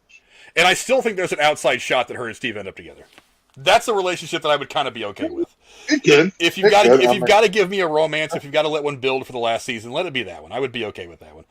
Let's see. The Goon also says Jonathan will die in an effort to save Will. That's a valid prediction. That makes perfect sense. Goon saying he grew up on horror movies. I grew up watching all the stuff from the late 70s and early 80s. All of that. That's the best. Yep. The best period of horror for me was the early mid 70s up into like the late 90s. Like that 10 to 15 years is the best decade. Is the best span for horror. The Goon says Spain, Korean, Japanese, and American seen them all. American horror is great, but I enjoy not having the music effects. Well, I mean, the music plays a part in film, and I think we just finally lost Brooding Gamer. But music plays a part in film. Yeah, he dropped that. Yeah, I was trying to get this stuff done before his shit died, but unfortunately we couldn't. But anyway, you can go check out Brooding Gamer. All of his stuff is in the link to his channel is in the description below. He does a lot of stuff, playing a lot of games about Jurassic Park, does a lot of dinosaur related stuff. He's kind of a gamer at heart anyway, so just go check him out. His link is in the description below. And that's pretty much all for us tonight. Sorry Brooding Gamer kind of dropped out right there at the last second, but again, go check him out. The link to all his stuff is in the description below. And Tex, where can the folks at home find you on the internet? You can find me on Twitter at SlasherVision. As my tagline says, horror movies are my first language. So you drop me pretty much anything about that, I'm sure I can have a conversation with you about it.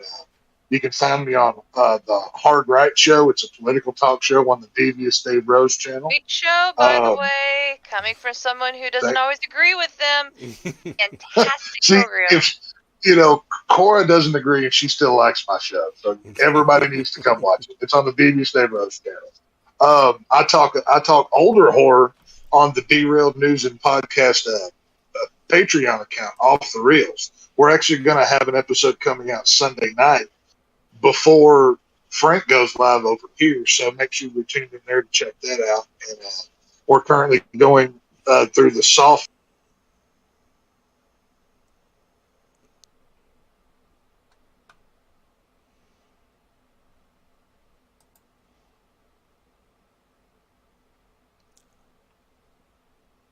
I feel like I just lost some audio.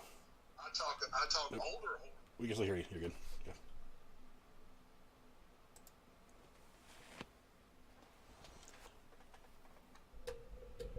Sorry, I just had a weird audio thing happen. It's like I switched off of studio mode to finish wrapping up the show, and then everything kind of went wonky, and now I can't hear you, but that's all right. Anyway, we're wrapping up anyway, so that's good. Lady Cora, where can the folks at home find you? Give us your usual answer. Nowhere.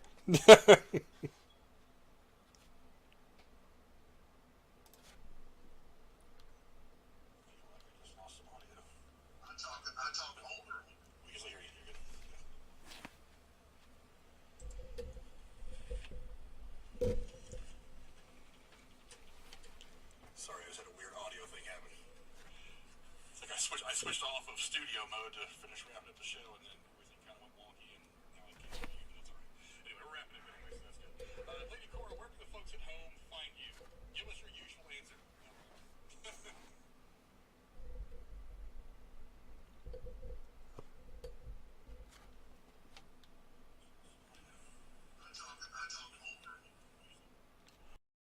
What a weird audio thing to have happen like right now.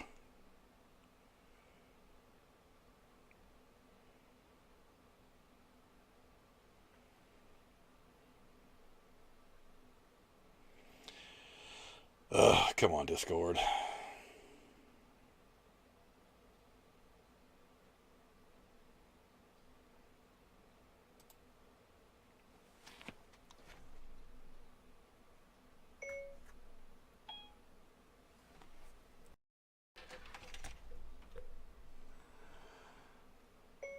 My Discord isn't responding, period. Give me 1 second.